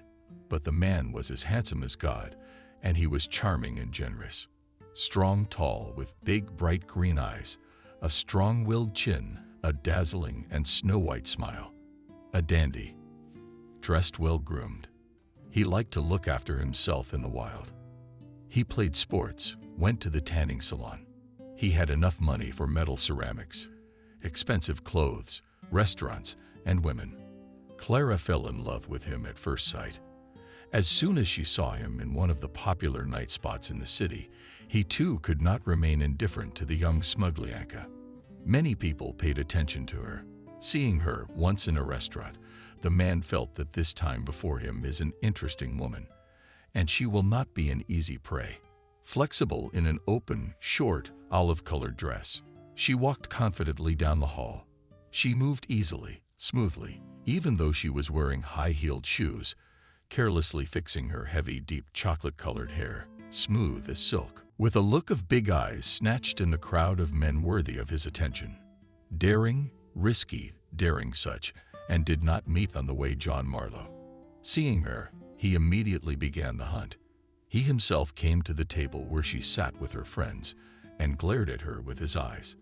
He put an expensive bottle of champagne in the middle. My treat. Trial of strength, he with his low pro-chicken voice will not be enough, will order more. What's that for? That proudly threw her head down. Clara, we're sitting pretty good. I see you're sitting even better. The man turned around and went to his table. Sophia admired Slaga's friend Sophia. Chill. She gave him a piercing glare. I could smell him a mile away. That cat. Hogarth, yeah, you take after, Sophia giggled. I felt it too. Only you won't, because I won't. At the height of the evening, John and Clara joined together on the dance floor. They were irresistibly attracted to each other. Marlowe could only wonder that his new acquaintance was so confident so young, and so bright her intelligence and grace could be envied by mature women whom John valued so much. At the end of the evening, he was enchanted by the girl. He was afraid to admit to himself that she had hit him right in the heart. The daring, swarthy girl was unlike the ladies he had met before. She was interesting. Among the many charming, intelligent, and beautiful women, she stood out. An inexplicable thrill arose in the soul of the man. He wanted to drown in his relationship with her. John caught himself thinking that all his previous romances were boring. Unremarkable meetings with a slight tinge of sympathy. How many of them had been so evocative of his quiet interest? Dozens, hundreds. In general, John moved only one desire to satisfy sexual hunger and replenish his male collection. By and large, they were ladies for a night, for a week, at best for a month. But Slaga, she attracted her sensuality, her passion, and at the same time was in the border boyfriend. With her you could get drunk, talk frankly, and even get mind-blowing quality sex. I didn't want to part with her. She was looking for strength, such inner confidence that involuntarily there was a desire to obey, trust, give into the hands of this goddess all the reins of love and enjoy. John had seen other beauties like her, but they didn't have the charms that Clara had. He wanted her all the time. Every movement of her gaze was like a volcano of desire, an unparalleled rare trait. He was amazed to find himself admiring her swift gait, the radiant smile, the way she gestured. John realized that an early unexplored feeling had stirred in the back of his mind. It was an attraction. The condition was unusual for him. He was bathed in the cocktail, the excitement, the involvement. He couldn't understand what it was about this girl that attracted him. It was something elusive. He didn't feel a shadow of embarrassment in her presence. He had every fantasy with her. Next to Clara, he was physically aroused, uninhibited and bold. He did not immediately realize that it was his woman. At first he just went to the light, flew to the young girl like a moth. Only later he noticed that he never got bored near her, never thought about business or about someone else. She absorbed all his attention, and she ridiculously came to him with stupid talk about love or pathetic sentimental feelings. Next to her one could be any debauchery, drunken, schoolboyish. John realized that in front of him was a strong personality, and whatever their relationship in the future, he would not be able to possess her completely. The girl would always have her own world hidden from him. Only at will she will open the door to him, but will not let him in completely. "Let's get married," he proposed to her a week after we met. "So serious," she laughed. "Yeah, I think we're right for each other. Or maybe I'm wrong," he asked. Intensely, fought so much that they seemed to fight. She was very much in love with John at the time. She knew. No, it looked like it. Clara nodded and made her way to his lips. John felt himself getting turned on. "I'll be yours." The girl slowly backed away from him. "If you show class tonight." Clara drilled the man with her velvet brown eyes, and John moved to follow her. Such games thrilled him, boosted his male ego, released his instincts. "To my place," he suggested. "Let's go." Clara shook her head, and her luxurious hair spread over her round shoulders. Soon, they were speeding by cab through the night city. Entering the rented apartment, Slaga herself led him to the bedroom. The room was in semi-darkness. She turned on only one night lamp. The girl, without false shame, threw off her dress. There was nothing under it. John followed her example. He looked admiringly at her slender young body, then boldly approached her and embraced her. In intimacy, she belonged completely. He was resourceful, then pitching left, then slipping away, then passionate, then indifferent. Always different, always unpredictable. He enjoyed his woman, her animal, magnetism. A look, not arbitrary body movements, atomic size. Next to her, the whole world was just a backdrop for their love. John married her and brought her into the house as a mistress. The new status was to her liking. She enthusiastically took care of repairs and household problems. Marlowe's son was confronted with the fact of his marriage and told to obey Slaga. The teenager circled the newlyweds with a contemptuous look, glared, and locked himself in his room. For a month, he barely spoke to them one syllable, answering questions and avoiding all contact. In time, he got used to it, but in every way he showed his contempt for his newfound mother. And with his father he was cold. Of course, he had no time for his son. During the day, he disappeared on his business, in the evening in the bedroom with his young wife. But the boy's behavior irritated him. One night, when John was asleep, the girl drank champagne in the kitchen. She heard a key turn in the lock. It was Jacob, returning from a nightclub. He walked into the kitchen and saw Clara sitting in just her panties on the windowsill. "Hey you, we need to talk," she started. "I demand basic respect from you. Why don't you go stripper first?" "Who the hell are you to pay attention to you?" Jacob replied. "I'm kind of your mom. You know, Dad's got a new term coming up. He's not gonna let go of his habits. You didn't have time to draw your father here, and you thought you knew everything about everyone. I don't mean that kind of longing. Father had the sea." At these words, Clara jumped up to the teenager and slapped him. "You say that again, I'll bury you, puppy. You don't realize who you're dealing with." I'm the only one who understood Jacob, at first taken aback, then rubbed the sore spot with his hand, and suddenly sharply grabbed Clara by the arms and pinned behind her back, bent her forward. "I'll try to do it again. You're older, but think with your head. Who are you smiling at? I'm taller than you and stronger. I've been fighting for a long time. So get out of here before you get your ass kicked." The guy let the girl go. Wow. A cheeky grin spread across his face. "You're not as easy as you look." She got a kick out of him. "Okay, you surprised me, come to me. Now that you've started, I take my ambition back." Jacob looked at the swarthy, beautiful girl. She was good. The guy decided to use her and tell his father about it. "I'll take you," excitedly, he said. "Take off your clothes." The girl gasped, and he turned on the camera. Jacob approached her and possessed her. In his emerald eyes only hatred shone. Then he left her alone, picked up his things from the floor. He went to his room. He filmed the whole process in his room several times. He watched the video. "So much for the dirt. I'll show my father tomorrow," he decided as he fell asleep.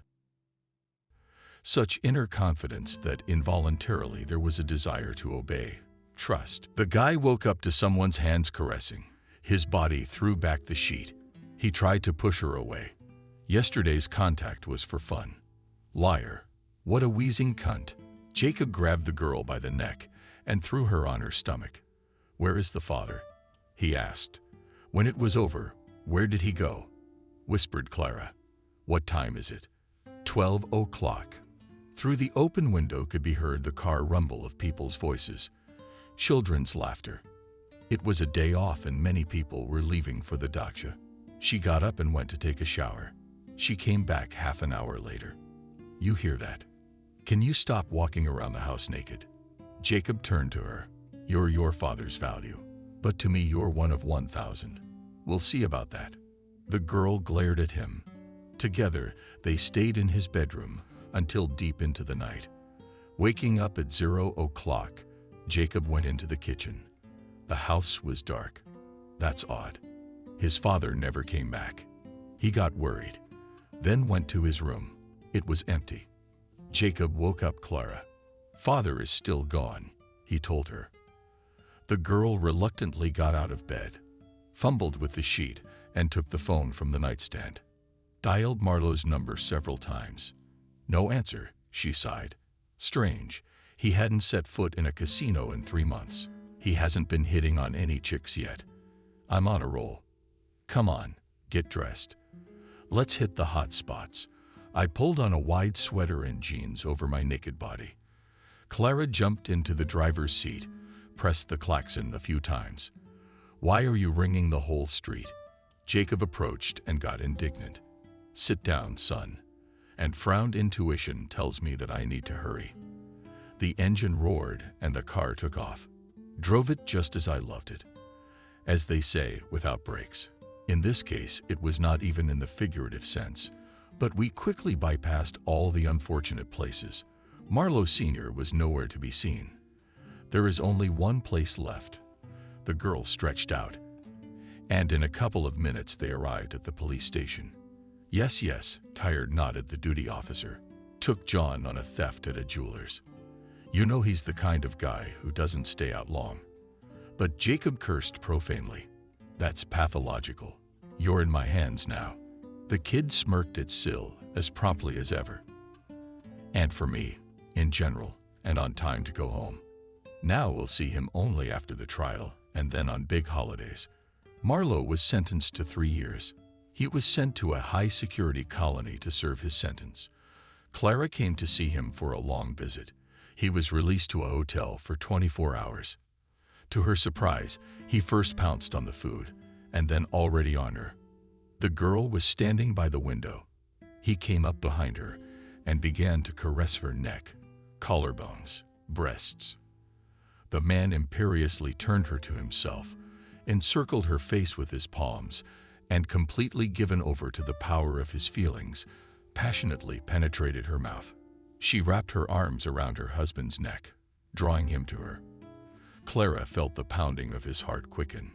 John covered the girl's body with short, vigorous kisses, freed her from her clothes, picked her up in his arms, and carried her to the bed. Then Clara lay on his shoulder, and he caressed the strands of her lustrous chocolate hair. "Why are you cold? Did you find someone else?" he asked. "Don't talk nonsense," she whispered back. "I'm just tired. I'll make up for it." She started kissing his ear, but I recognize my initiative, girl. With you, it's like heaven. He kissed passionately. The girl's flaccid lips. Their dance of love continued until dawn. Marlowe was satisfied. "John, we're running out of money with Jacob. What do we do?" Clara asked him in the morning. "Don't worry, sweetheart.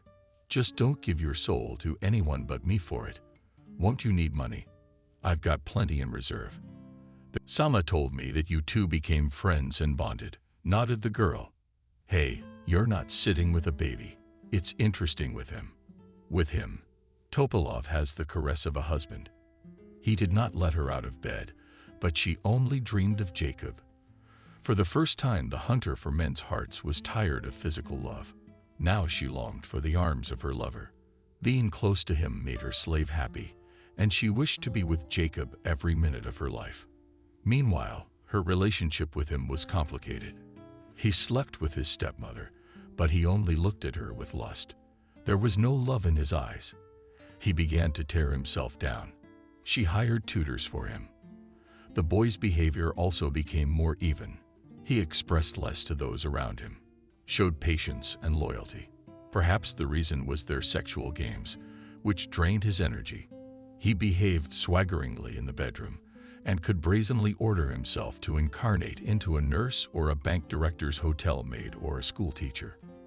The guy seemed to enjoy realizing what influence he had over her, and for some reason he wanted to humiliate the girl. Maybe for the fact that she took from him the last favorite person of his father. All of Clara's pride and independence vanished. She was ready to serve her idol every minute, to fulfill any whims, to be a thing for this handsome, strong guy. She was afraid that one day he would leave her, love her for real, and forget about her. Clara realized that she also had a certain power over the guy, over his body, but she never got hold of the young man's soul, no matter how hard she tried. When she returned home from the colony from her husband's house, there was a surprise waiting for her. Jacob put her things in a bag and put her out the door. The girl's heart almost stopped. She beat helplessly at the door with her fists, but he did not open it. Finally, his head showed through the window. "Why are you banging on the door so hard?" Jacob was mad. She flew to the window and reached for it. "Don't you recognize your car? You don't need it anymore. Let me in the house and we'll talk. You're running away now. You'll get me in bed and you'll be the boss again." "No, I won't. Go back to the Decembrist's husband and he'll be sarcastic to the end. Is that how you get jealous? I'm happy. Who do you want me to share with?" Will I share you? Will you share with others? Not with my father. The girl figured him out. That's why you needed me to prove to yourself that you're better. A psychologist came into the bathhouse. No, you didn't. I don't need you at all. I will live here with a girl young, decent, and gentle. And you're boring. You belong in a whorehouse. I'll broom you out of here. You can't go on without me. You'll ruin the girl's life. Innocence is not your thing. You're just like your father. You just missed him. He confessed. My little bastard. Clark's eyes filled with tears. If you command it, I'll do whatever you want. I beg you, open up. There she went again. He closed the window in her face. I have your father's power of attorney for the money. Without it, you're nothing. Did she yell as loud as she could? Your blackmail won't work. Jacob's back out on the street. I'll get by. I'll earn my own money. But leave me alone. Let me breathe clean air. I'm letting you go forever. Live in your father's rented apartment. I don't mind. Just stay away from me. Jacob, I'll tell my father. He's with you. I don't know what he'll do. She was tearing her hair out of her chest in despair. Do whatever you want. I don't care, as long as I'm free from your yoke. To live like a normal guy. I don't need your poison of lust anymore. What are you doing? My boy. How can you do this? I love you more than life. I've torn my soul out. I idolized you. How will you live? My father gave me the money, not you. You're wrong. I've had an account opened for me for a long time. Is there no one to comfort you but me? The girl, gritting her teeth, grabbed the bag by the handles and dragged it along the ground. Soon, along with a block of dust, she disappeared behind the gates of the house. Jacob breathed a sigh of relief. He knew that if Clara had come in and touched his body, he would not have been able to resist, would have drowned in debauchery again. She drew him in, she gave him intoxicating pleasure, and he dissolved more and more into her. The guy realized that he would never have a life of his own. As long as she was around, he would not notice reality. Only lust and lust took over his soul. Eventually, he would lose his human form and turn into an insatiable animal. 5 years passed. Marlo sat still, and Jacob never heard from her again. Her father tried to track her down from prison, used his connections, but she disappeared, as if vaporized. True, the money from one of Marlo Sr.'s accounts disappeared with her. Jacob. Now it seemed he was completely free. The boy remembered with horror how the first time he had broken down at the mere thought of Clara. The body bored, and the soul rejected the silent image. In time, all passions began to be forgotten, and he began to live an ordinary life. Having finished school and institute, he got a job. His day invariably began with a cup of Americano. Coffee was available on his desk.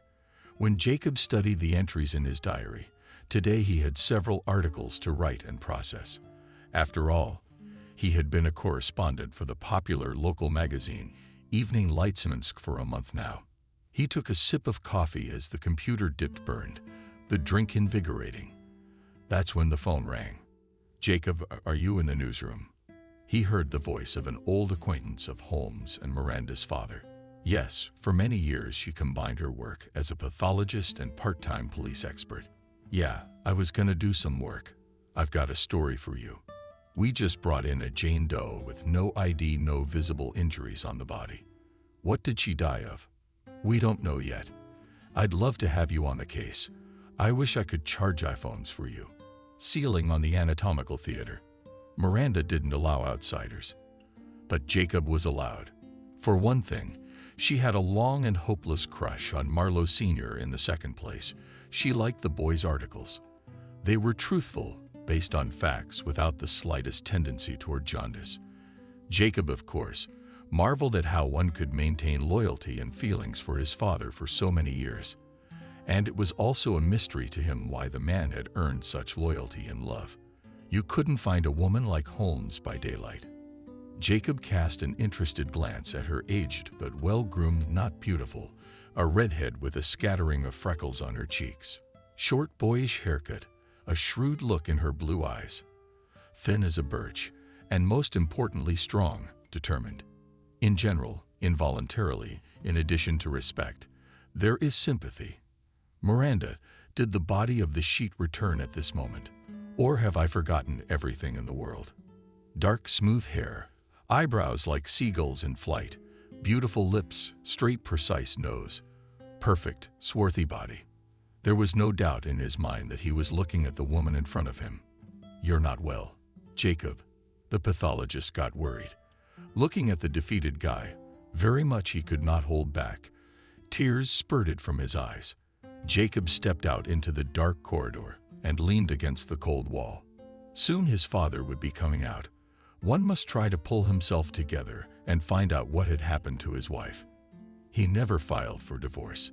He kept hoping she'd come forward to tell him about their affair, or hide it, which was better. Jacob took the pictures of the car.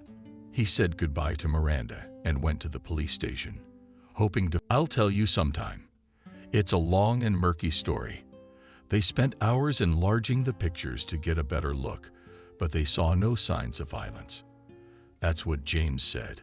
"We're not going to see anything on these pictures. She died accidentally. Assault or accidental. She didn't put up a fight. No scratches, no bruising on the body. Dress is intact. What happened to you?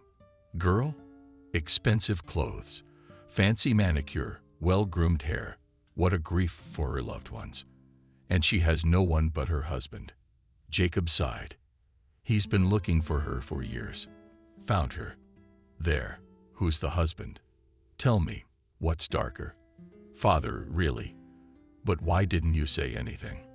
Yeah, our people were talking about this case, that he was wanted from prison. They found it when he was with her. I guess I wasn't in the suit. Yeah, that's right. You told me once that he got married. How am I gonna tell him now? I'm not gonna tell him anything. He's in poor health as it is. I thought he'd be strong and strong forever.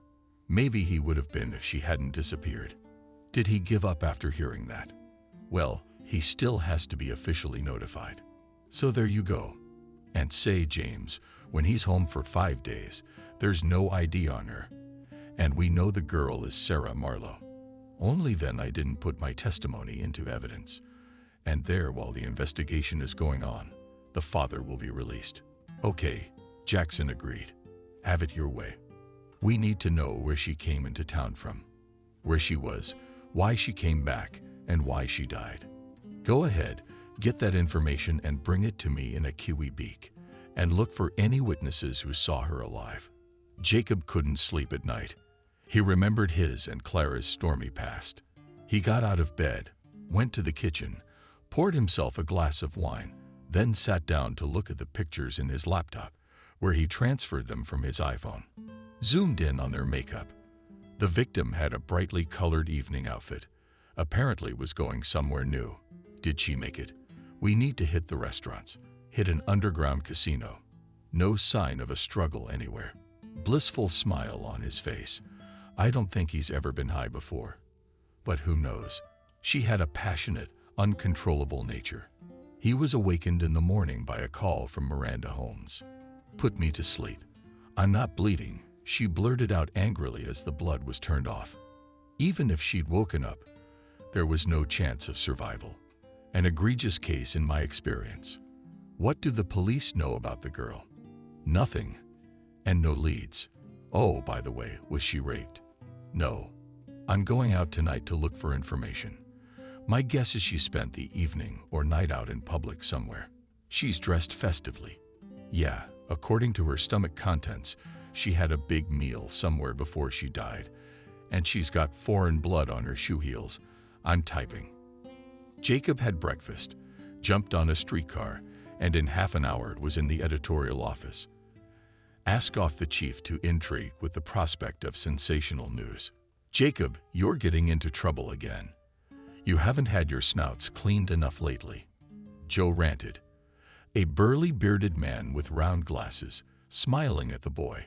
You like stories, don't you? If it wasn't for Jackson's support and help, you'd be in the hospital with fractures.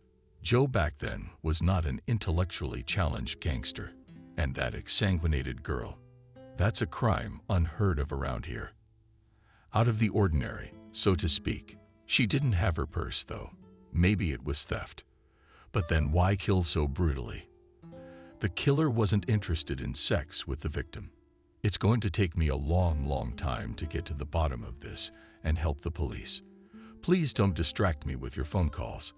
Pass my pile on to someone else, whatever it is. The material looks unusual. Most importantly, knowing the tenacity of Marlowe Jr. got old and lost weight and called my son, but he wouldn't pick up. Good as usual. The spare key was on the shelf in the shed. John entered the house and made his way into the kitchen.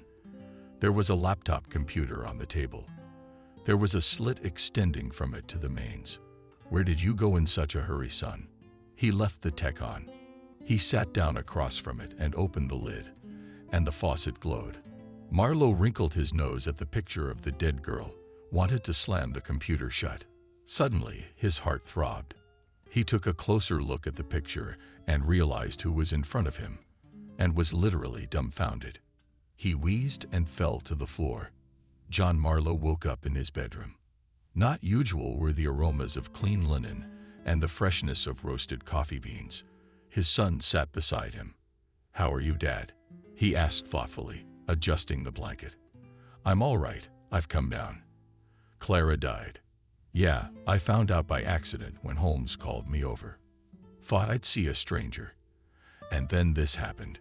She was murdered. Why? I wish I'd known. But Daddy's still here. You rest and recuperate. You shouldn't be worried." "Oh, son, I lived only in the hope that I would find her and see her." And now Jacob's heart ached with pity, looking at his grief-stricken father. How could I tell him everything? Now he would kill them with his own hands. Let this secret never be revealed. No, and I'll keep silent. What does it matter now? We'll find the father of the murderers, believe me. "All right, son, I'll live while I wait," the man said, falling asleep. Jacob went to shower without appetite, swallowed a sandwich, and froze at the kitchen table in one pose, all pondering the results of his investigation. The state of mind was devastated. The story was too personal. There were too many white spots in it. He used to be interested in racy crime stories. Now a young woman who loved him had been murdered. Grief shattered his father. The secrets of their relationship darkened his soul. Jacob perked up. "It is necessary to call the editorial office. Joe has news, but please allow me to rest today. I'm at my limit. Have you been traveling?" The guy sighed heavily, walked to his room, and collapsed on his bed. He didn't wake up until sunset. He dialed Jackson. He's been collecting information on Clark, too. A lot of it matched. Turns out, right after she broke up with Jacob, she went to the countryside. She had a fake passport and soaked in lies. Life was the governor's mistress for a long time. The retired general's kept woman met with high-ranking bureaucrats. Jacob had visited the places where the girl had lately lived, and he was lying when he told his father he would find the killers. He'd already found the culprit. Only a few days ago, he had been sitting in a railroad car, amazed at what he had learned. Having stayed in the small Volga town for a very short time, he discovered not only the motives of the crime committed, but also looked into the eyes of the person who hated him. It was a woman. Of course, for men were favored voluptuously. Perhaps some would like to put her in her place for her willfulness and rebelliousness. But to kill still at the train station. Jacob learned that she had traveled to Minsk on false documents. The investigation was helped by photos of the girl, which Jacob had kept from the time of their close acquaintance. Curly, lush white blonde gladly told him that a local famous courtesan had bought a ticket from her. Only, she said, it was Lisa. Everyone here knew her. Cavaliers came to see the young woman from all over the region. As soon as an expensive foreign car drove off down the streets, everyone knew in which yard she'd stop. Lisa rented a comfortable private house in the town with a well-maintained yard and modern renovation. She never liked to do housework, so she had a housekeeper. Jacob found her on a neighboring street. "Oh, right. I have her number on my cell phone." Without hesitation, Marlowe Jr. dialed it. Kelly picked up the phone and was immediately behind the hall. How long it's been since she's heard from him. I went to the sea. She praised herself. She's doing well on her own. Yes, alone. She didn't want to come with me. So you met in town recently? Yes, we met the night before I left. We went to a bar. We had a great time, like when we were young. She never stopped loving you. She kept asking me if I knew anything. I see. Well, I'll call you if you need anything. Okay, I'm on the phone. But let me ask you what you're calling for. And you're looking for a connection like old love never fades. You want to find her. No, I'll explain it all some other time. Later means never. Sad, sighed Kelly. I know you guys, and you're still living in the same place. Or did you move somewhere else? But none of the handsome like you did not ask to marry. I'm still with my parents. Shall we get together? I'll be back in 2 days. I'll think about it. I'll call you. Bye, Kelly. After this conversation, Jacob decided to have a conversation with Dean's parents. They were extremely surprised by his question about their daughter and her friendship with Clara, although they were happy to be contacted by the correspondent of the local newspaper. Jacob showed them his identification. They calmly told him that the daughter was now vacationing on the Black Sea coast, about the fact that they began to communicate with Slaga in kindergarten and then at school. Slaga, because the mother abandoned, ran away from her husband with another. He brought her daughter up to speed, and she finished school with his support and died. And then in school and after. Girlfriends never parted. They were together all the time. It was only 5 years ago that their paths diverged a bit. Clara moved away, and Kelly saw her less often, and then stopped talking about her friend altogether. Kelly and Jacob thought they'd had a fight, something they hadn't shared. Jacob didn't tell them about Clark's death, just asked about mutual friends and took their contacts. It was so strange to dig into the past of a woman who had almost consumed him with her insane lust for passion. Turns out, she was also a head-turner in school and excelled in her studies. Hunting for the stronger sex Clara began in her walls. It was clear because the men who told about her immediately chewed face, eyes lit up and palms covered from the guys. It's been years, and she still excites them. Though how long has it been since I myself got rid of the vicious attraction? The more people Jacob interviewed, the more obvious it became that Clara and Kelly really were, as they say, inseparable. People were sure to characterize their friendship. It was a strange relationship, a classmate said. A full-figured red-headed girl strolling through the park with a stroller. Jacob was curious what she meant. Why did you have that opinion? But she's always been a favorite, a leader. And in junior high, she had girlfriends who obeyed her. And then Kelly outshone everyone else. She's always seemed like the difficult one. Quiet, but she'd get her way. So she sang along to Clara's line. And soon she became an indispensable friend, like she fought off everyone. Dispelled all those who were with her. She didn't tolerate competition. She was arrogant and proud and with us. And everyone liked Slaga. She was outgoing and generous. We all thought that after school they'd split up because it was incomprehensible how such different girls could be friends for so many years. But Dean wouldn't let Clara out of her clutches. Do you think she wanted a lasting relationship with Clara? It's hard to know. She's a very shady lady. Jacob was the last one to interview Zhenka in Vasilkiv. According to the information he had gathered, he had previously been madly in love with Kelly. Jacob looked with interest at the man who was able to resist. They met near the city administration office. Jacob was approached by a short, stocky man. He shook his hand firmly. Why do you ask about them? Rick wondered, talking about how he perceived the girls' friendship in his school days. He scratched the back of his head as he saw them together in Minsk. Self-waste not shutting up. They didn't even notice me, even though I was passing close by. I thought about it, but wow, I haven't had feelings for Kelly for a long time. I've forgiven her. It's all in the past for me. and they still have a strong friendship. Forgiven for what? Jacob's on the rebound. So she wouldn't let Kelly go out with me. So she lied to me. Told her we slept together, and I told her I loved her. When in fact, we didn't. Tell me, Rick, why didn't it happen? Because Clara is very beautiful. Men were crazy about her. She's just not my type. I don't like a predator, smiled the young man. I see. But thank you for the information and assessment of those long ago events. So, can you tell me what happened? Someone killed Clark. By the looks of it, one of our own. That's terrible. Of course, Rick's got his hands full. She was a bitch, but she didn't deserve to die. Yeah, hardly anyone would kill her for manipulating other people's feelings. You'd have to really hate her.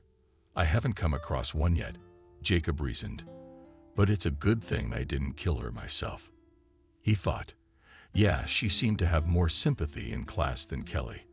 They disliked her, forgave her a lot, but only because she was a favorite of Clark's.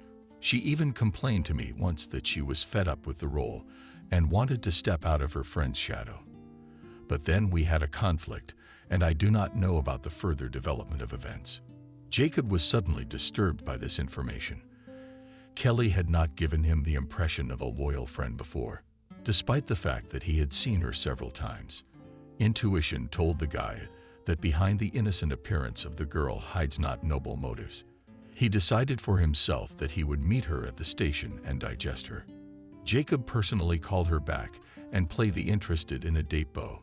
To his surprise, Dean came completely enthralled. I blatantly started toward him. Where are we going to go with you afterward? Will you rent a hotel? More like of a girl on the phone. Do not chase horses. We need everything in order. First, I'll feed you at the restaurant. Then I'll take you to bed. What do you say? Agreed. Jacob shared his plan with them alive.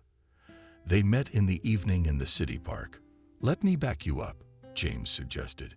If she's the killer, nothing can stop her. Make sure she doesn't feed you to us. Criminals rarely change their MO. A girl might realize you suspect her, and Kelly's openness to intimacy could be a trap. I'll get a room near you. I'll introduce my operatives to you. James, it's unnecessary that I can't handle the girl. Trust me, Jacob. In the criminal underworld, a lot of people put on the guise of decency and appear weak. In reality, they're usually unscrupulous and ruthless. Well, agreed with Comrade Marlowe Jr. Having agreed, the guys left Jacob to the hotel and the police to the police station. He still had to study a lot of information on the case to formalize it properly.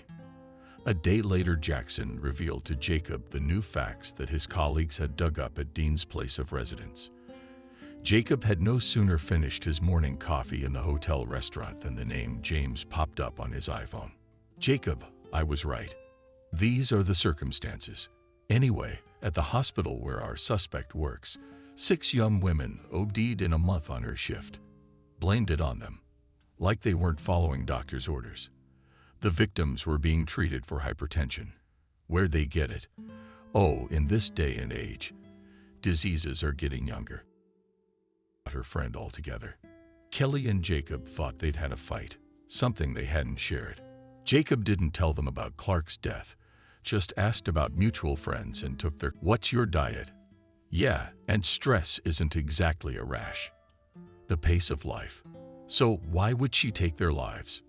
What's her motive? I don't know that yet. And that evening, Jacob's phone was ringing off the hook. They were Kelly's attacks. Jacob, I want to go straight to my room. Will you get out of the way, get dressed up, or should I go to yours? Mine. He pretended to give up. The train arrived on schedule. Kelly jumped out of it happy and cheerful. She gave Marlowe a big hug and handed him her bag.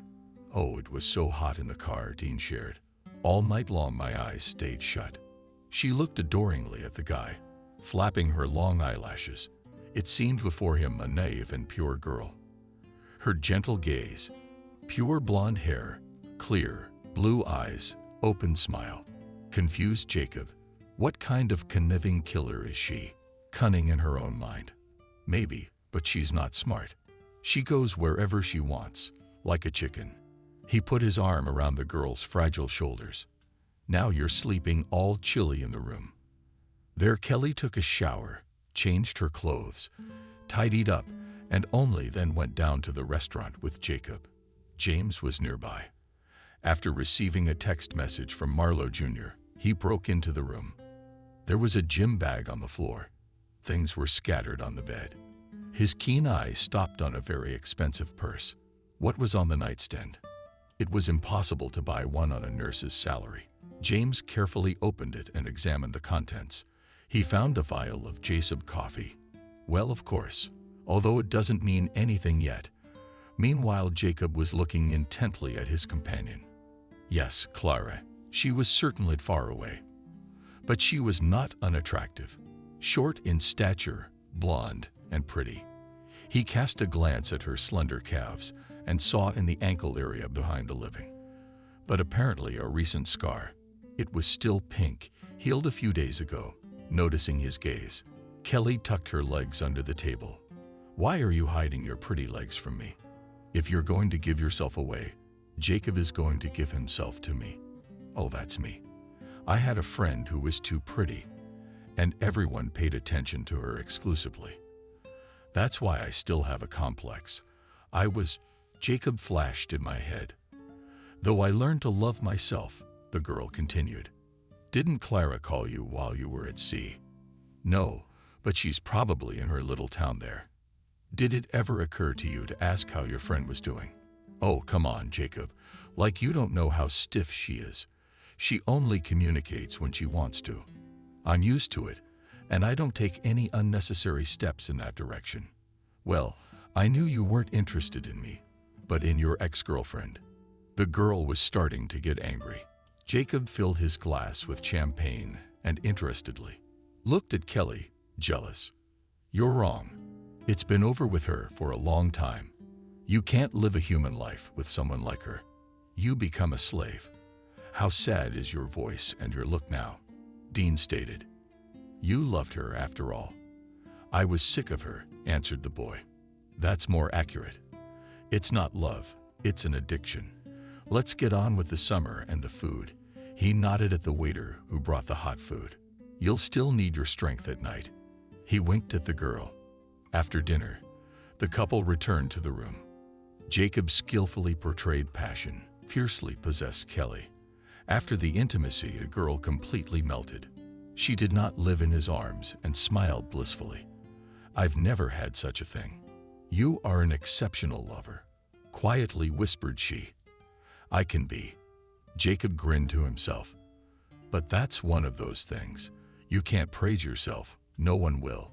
But Kelly could use a lesson from her friend. How to get men. Totally mediocre. And where were you at 2030 when she was killed? Whose purse did you have? Jacob joined the interrogation. Can you tell me how you got the wound on your foot? Did you unhook your shoe? Guys, I don't understand what's going on. Kelly, on what grounds are you asking me? I was with my friend at a restaurant. So what? Were you the last person to see her alive? And then she died. Jackson wouldn't stop. Oh, but I didn't even know that. Kelly theatrically flailed her arms. I saw her alive, healthy. Jacob walked over to the table and took his purse from it. He went to the bank, risking being made a fool of. Clara came to see me this afternoon with that purse, and it belongs to her. After saying that, Kelly expelled and started throwing her things and anything else she could get her hands on at the guys. But James and Jacob quickly coped with unmasked John Jackson, properly charged her with murder, told her to change her clothes, take with her the necessities of life, and took her out in handcuffs to the street. There she got into a police car and immediately tried them on. She did not scream anymore, only looked angrily at everyone around her. Further interrogations of the girl showed that the friendship was trouble for her. Kelly had always been possessed by an all-consuming envy and jealousy, so her friend had accepted death from this feeling. Dean's confession was frightful. Jackson allowed a friend to be present, and he heard the whole story in its entirety. As soon as I saw Clara in our class, I immediately hated her. She didn't have to do anything to get attention. She was the center of attention. The guys and male teachers loved her, and the girls loved her. She was always generous and easy to talk to. Yes, she was an idol. Everyone admired her, imitated her manner of speaking, dressing, moving. Only no one succeeded. Only she had naturally inimitable animal magnetism, as simply attracted to her, and that was the only thing that pissed me off too. I resisted as much as I could. I wanted to be better than her and more interesting to others. Only time showed that she was the one who had all the sympathy, the fancy clothes, the endless male attention. She'd give me something from her closet. I took it. How did it piss me off? Taking her socks, settling for the men she dumped. Was that fair? And in high school, she had a fight with me and Jenka, the only guy who chose me over her, but she didn't want him. He wasn't her kind of guy, and he wasn't interested in her, so she still couldn't let me be happy for a while. I am Clara. She turned to Jacob the devil. It was important to her to possess everyone around her. And the only way to stop it was to wipe her off the face of the earth. All I did was wait for the moment of vengeance. And it came. I persuaded her to go to the seaside together. But before we went to a restaurant, she had a nice hotel in town. I was in a humble motel. And then it was just a matter of technique. I spiked her coffee, man. And as we were walking back through the wasteland, she felt sick, realizing she didn't have long to live. I revealed to her the true reasons for her behavior somehow weakened, and she managed to stab me in the leg with her heel. But then, as she passed out, I pulled a plastic system from my bag and pumped it out of her body. The blood quickly covered her with cardboard boxes, took my purse, and went traveling. I deserved it. There was plenty of money in Marienka's purse, enough for me and for clothes, and for a delicious meal, and for rented accommodation at sea. Tell me, my dear, why did you kill so many women in the hospital? James asked. I heard them talking about how happy and well off their lives were. Anything yet? Meanwhile, Jacob was looking intently at his companion. Yes, Clara, she was certainly far away. But she was not unattractive. I was jealous. I was also conducting an experiment. What dose to give in Marienka? Nobody suspected me there at all. Kelly Dean was smiling in court. It's not that much. 15 years for sweet revenge for a hated friend. Jacob wrote an interesting article and got a commendation from the editor-in-chief. He detailed the whole story to his father, clarifying his and Clara's past. Gradually, Marlowe Sr. began to recover, and Miranda Holmes visited him. Life fell into its own rut, and the Marlowe story was gradually forgotten. Calmness and dimensionality seemed to have entered their lives. But this was a deceptive impression. One day, Jacob had to go on a business trip, and his bus was involved in an accident. He woke up to the touch of hot hands stroking his face. He opened his eyes, but there was no way to see the man's face. Instead, there was a thick haze and a worried female voice. It obviously belonged to a young nurse. Thank God. You're finally awake. That's good. Now maybe you'll tell me your name. At least I'm questioning you. I'm gonna go get the doctor. Jacob tried to comprehend what was happening. The doctors came to my senses. I'm in a hospital. Why is there no picture of my last memory? My eyes hurt. I can't see anything. Where am I? Look, Jack, our John Doe is finally awake. Well, that's good to know. Driving all the way out here with no ID must have been in a hurry. He's a fighter, so he'll live on. Am I right? Sick, can you hear me? What's your name? Jacob took a deep breath, and his chest was crushed by pain. Tried to open his eyes, which were dark, so he whispered. Weakened his voice. Jacob, I'm Marlowe. Jacob, you mean. And where you live, do you remember? The boy strained his memory, but he couldn't remember anything about himself. A blank slate. Feels like he just started living today and mumbled. I don't know. I feel pain. Can't see out of my eyes. In such a helpless position, Jacob stayed in the hospital for more than 3 weeks. In contrast to his memory, His eyesight began to gradually recover as his physical well-being improved and his body regained its strength. Despite the fact that the doctors quickly found out who he was and where he came from, he himself could not recover the former pictures of his life. James and his father came to visit him and talked about what he had been like as a young boy. But Jacob only shrugged his shoulders. His mind was empty. The doctor's explanation was that after the accident he had retrogrades, amnesia, and a condition. Oblivion could last a long time. Jacob had problems not only with his vision, but also with his musculoskeletal system.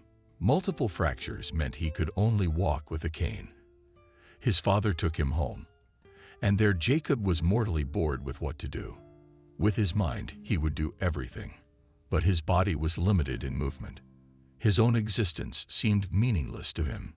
He looked at old photographs, listened to the stories of his father and friends, but the memory was like a thick fog. Some vague images and outlines disturbed him at night, but there was no clarity in them. Day and night he began to read everything that came under his hand: magazines, newspapers, books, tried to find something familiar in the professions, literature and art, but no signs of identification with anything I could not identify with. And suddenly I began to write stories, essays. Words literally poured out of his soul. Thus were born his novels in the genre of fiction. True, only his father and his girlfriend Miranda read them. On one such evening, Jacob met one on the street. He was older. He'd been living without a past for 5 years. Never remembered himself before the trauma. Talk to him. His wise musings on life were close to the guy. He even experienced a faint hope that the images of his former life would return likeness again. Pleasant communication brought the men closer together. And during the next meeting they told each other about themselves. Some raiders in broad daylight beat a new acquaintance. If he wants to live, of course. That's how he ended up in Minsk. As long as he had money, he lived in hotels and ate in canteens. When the money ran out, he found a modest place to live and got a job as a janitor in the same neighborhood. Fate ordered so that both became lonely, unnecessary to society. Reading and a common view of many things asked him. One early morning, Jacob came out to him in the yard. A friend waved to him. He was deftly handling the Christmas tree. It was already warm, for it was a hot summer. Marlowe sat down on a bench, waiting for his friend to come to him. Suddenly, he heard a sound like a cat flickering or a baby crying. Thought he heard it. Turned around behind him near the trash can. Saw the baby carelessly tangled in Baykov's blanket. He quickly jumped up, picked up the blanket from the ground, and holding it to himself, ran to the hospital. It was difficult to breathe and walk. Injuries were still making themselves felt, but he went forward fiercely. After all, it is necessary to have time to save the baby's life. Was the mother's heart indifferent at the moment when she abandoned her child? Even animals do not do that to their offspring. Ran to the nearest department, took the baby immediately to the children's hospital. They were surprised that the lame Jacob so quickly overcame more than 2 kilometers. Returning home, the boy told his father and his buddy about the unexpected find. Marlowe Sr., at the request of his son, found out where the baby had been sent. It turned out that he saved the girl. She was treated at the Central Hospital. Jacob was very worried about her health, and with the help of James Jackson, who issued him a certificate of freelance police officer, was able to freely visit the rescued child. The head of the ward favored their meetings. When she learned that he was the one who had picked up the girl, she asked him, "What would you like to call her in life?" Sort of like godfather to her, "Now you come for Jenna." The name was pleasant to his realization. "It's a good name," the woman agreed. "That's how we'll do it." The foundling case went straight to Jackson's desk. He searched for the girl's mother, found her in the hospital. The story she told him was egregious, but her deed was not justified either morally or legally. At the hospital, James immediately sought out the doctor who had treated the young woman. "Well, my dove," my doctor looked at Jack with tired but kind eyes. "I can tell you it's almost a miracle, the beating, multiple concussions, but there's no irreparable consequence. The girl is strong and on the mend." Well, she didn't get hit in the stomach, so she gave birth to a healthy baby girl. She was moved to a comfortable one-bedroom today. You're free to question her. Thank you, doctor. Thank James. What's the room number? 33. The doctor answered. Thank you, too. He squinted a little. Maybe you can get along with her. She says she can't remember anything. But as a doctor, I can see there's nothing wrong with her memory. There are other motives for this silence. We should punish such a thing and not let it go unpunished. Before entering the girl's room, James staggered a little to the door. He didn't even want to talk to her, but he knocked. He heard a slightly hoarse knock in response. Come in. The young woman looked bad in the light of day, but he could tell that she was pleasant looking. Despite the large bruises on her face, Jack realized that in good health she was quite good looking. Her appearance could not be called standard. She possessed a natural soft beauty. On the graceful face of the girl, as 2 stars shone, large cornflower-colored eyes framed by thick eyelashes on her cheeks' dimples, and thick blonde hair slightly waved. Hello, I'm an investigator. I'll be handling your case. Tell me how you were. In fact, she only wanted to forget forever her entire personal history that had led to such a violent denouement. Starting from the moment she had first seen Stephen, her future husband. Their acquaintance had been very pleasant at first. He wooed beautifully, was caringly polite and responsive to any request of the girl. Camille grew up in a boarding school and did not remember her parents at all. And that's why she went to work right after graduation. She and Stephen worked in the same chain store and constantly communicated as colleagues. Camille was a novice specialist, and he on his own initiative immediately took patronage over her, helping her with advice and guidance. They became close on one of the corporate holidays, when they escaped together from a long but boring banquet. That same night, Stephen kissed her while walking her home.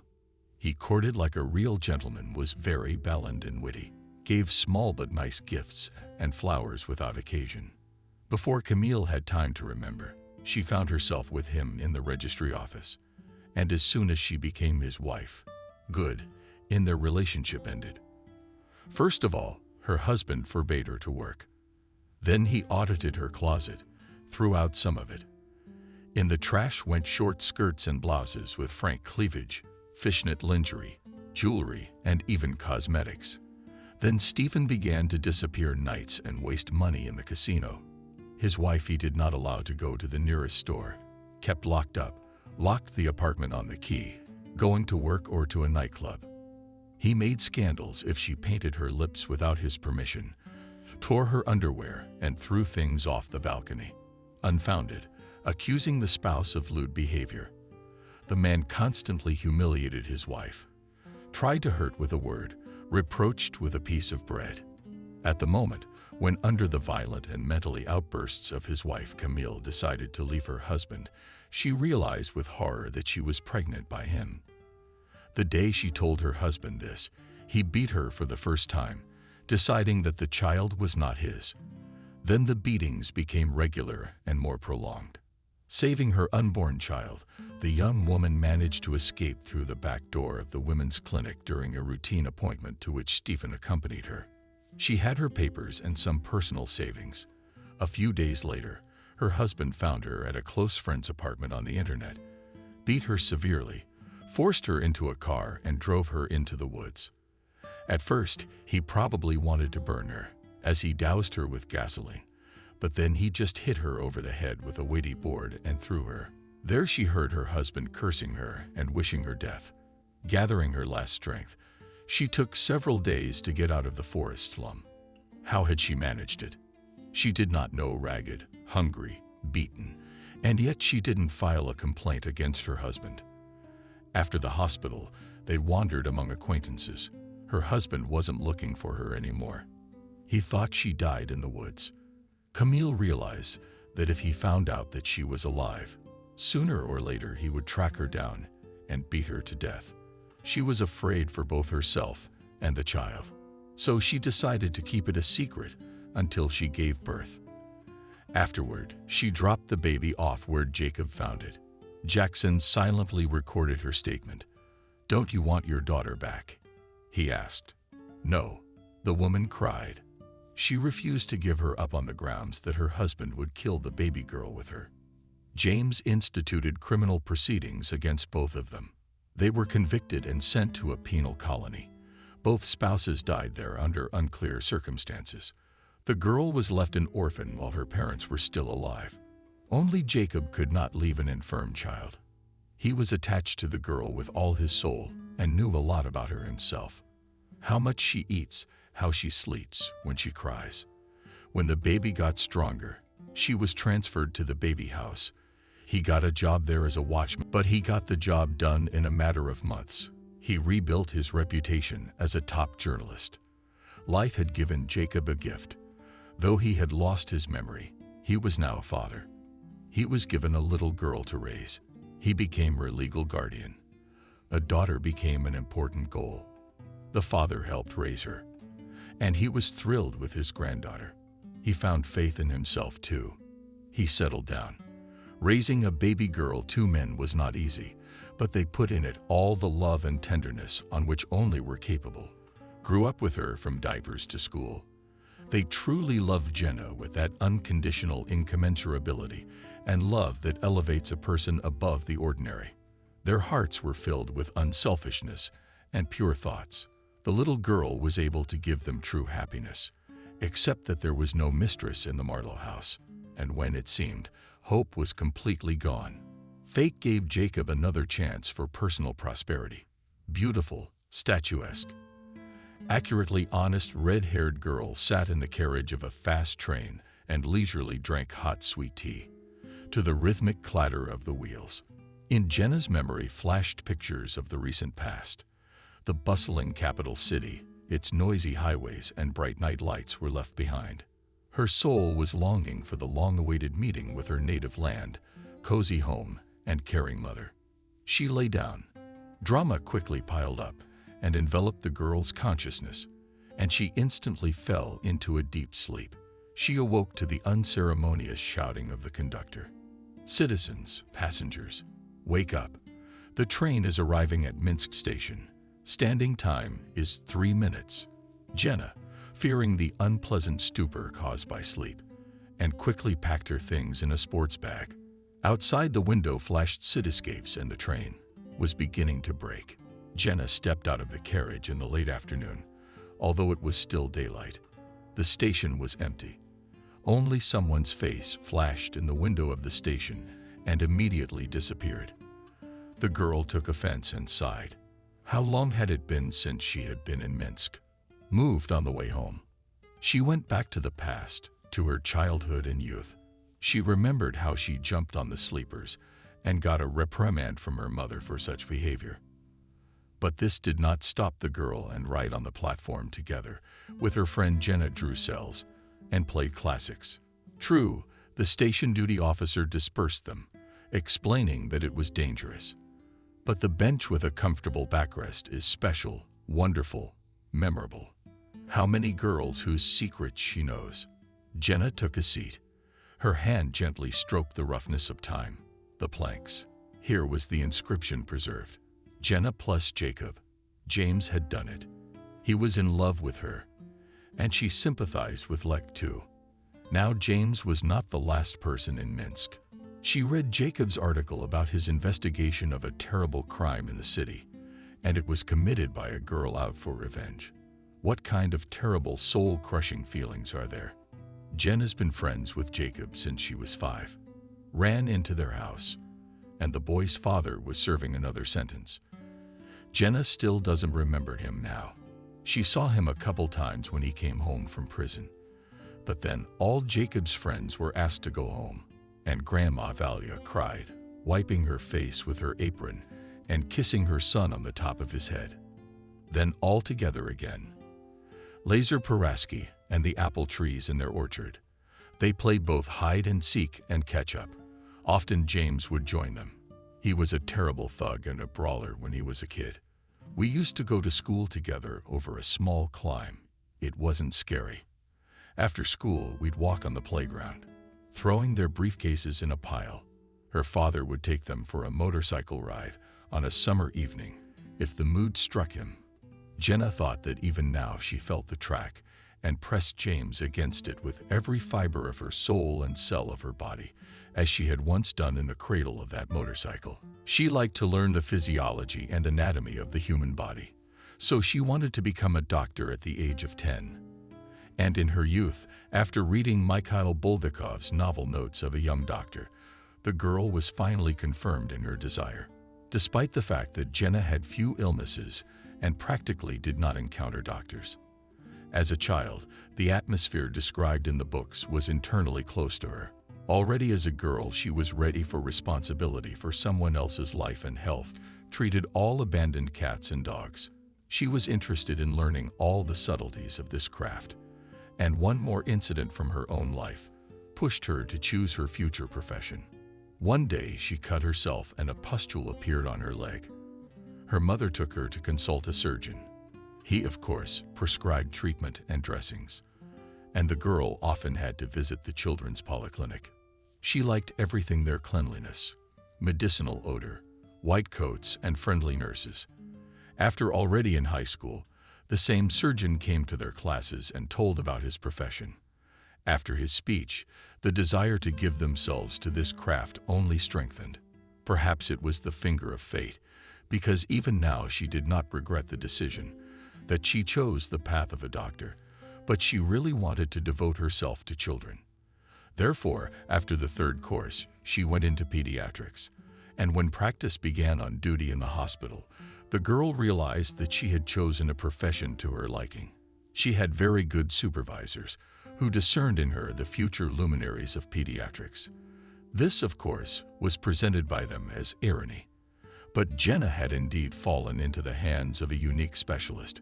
Her mentor was a thoughtful doctor, teaching her to reason, analyze disease symptomatology, and think clinically, to see nuances in practice that textbooks didn't talk about. That's why Jenna Smith was drawn to this hospital. She was trusted there. It was as if she had already established herself as a boarding doctor. Already after she received her medical degree, the girl worked in the profile. Especially, she liked those days when the venerable doctors went on vacation and duty became independent. Then immediately felt the increased responsibility.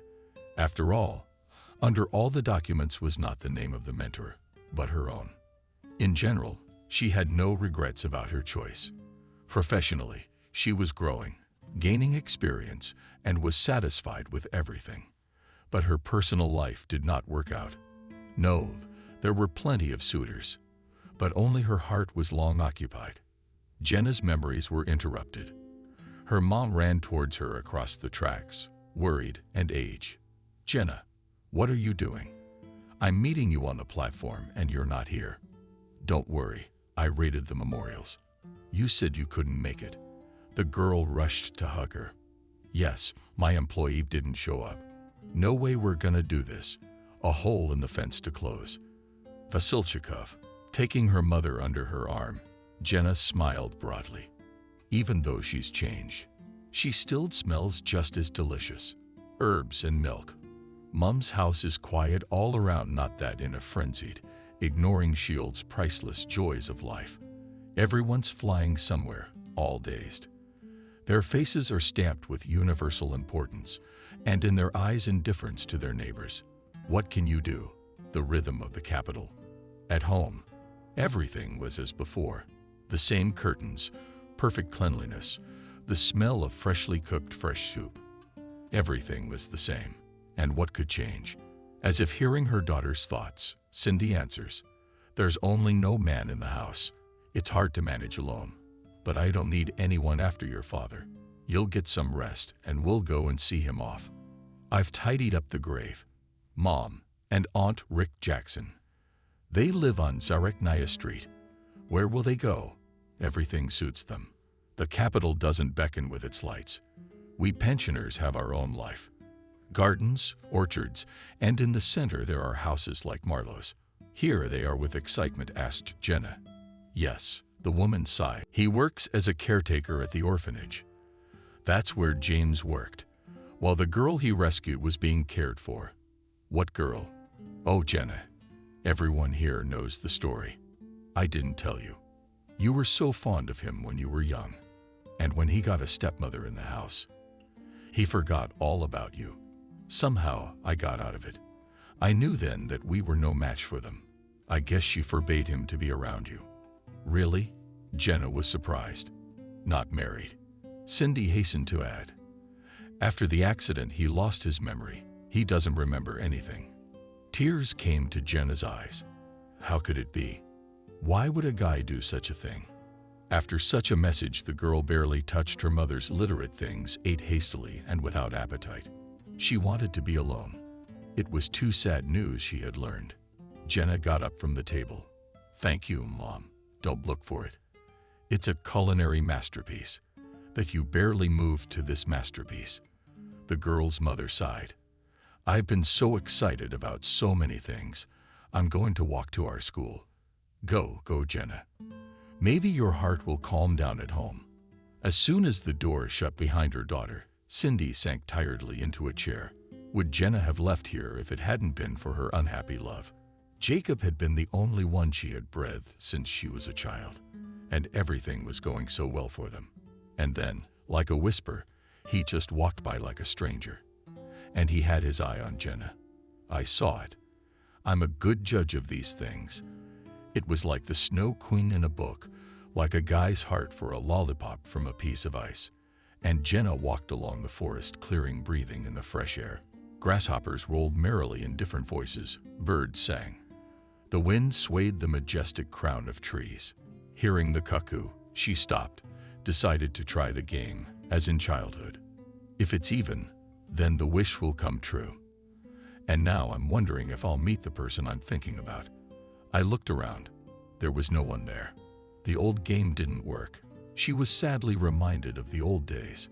She didn't realize that the object of her thoughts was now moving toward her. 5 minutes later, they bumped into each other on the forest path.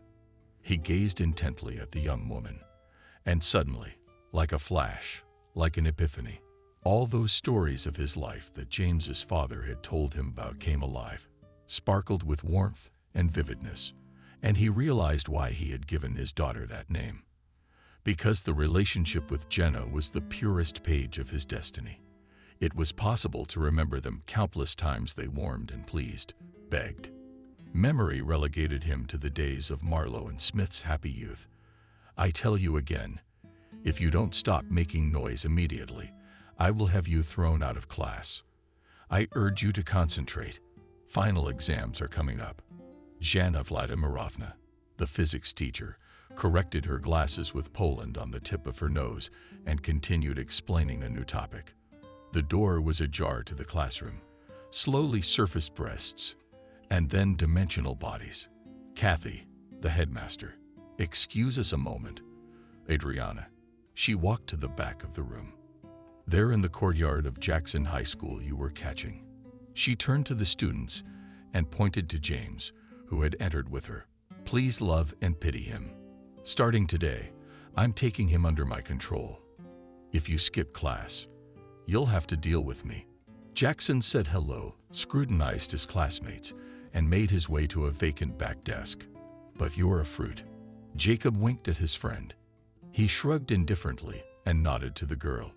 A couple of days later, as a May thunderstorm rumbled outside the window, the Jackson family was preparing for their son's 21st birthday. A statuesque black-haired woman was closing in on the kitchen table. A handsome man with a somewhat sly expression watched the game cooking in the oven. He carefully opened the cupboard door, once again filled his glass with Wermich, and sat down at the kitchen table, happily holding out the amber drink. James stepped out of. How fast has time flown by? He was a baby, and now he was a grown-up boy. She slowly sat down on the stool. Tears came to the woman's eyes. "James, have you grown up? Graduated from high school and into the army." Quietly, she mumbled and sobbed. "Mom, stop getting wet." He hugged her and gently wiped her wet cheek. The Nancy doorbell rang. Immediately fussed at the table, the shining face of Jacob appeared in the doorway. He came in and looked at his friend appraisingly. "You've made your point." He commented on Jackson's strict new suit. Quietly, James put his index finger to his lips. Now the parents will be gone. Change. A present, right?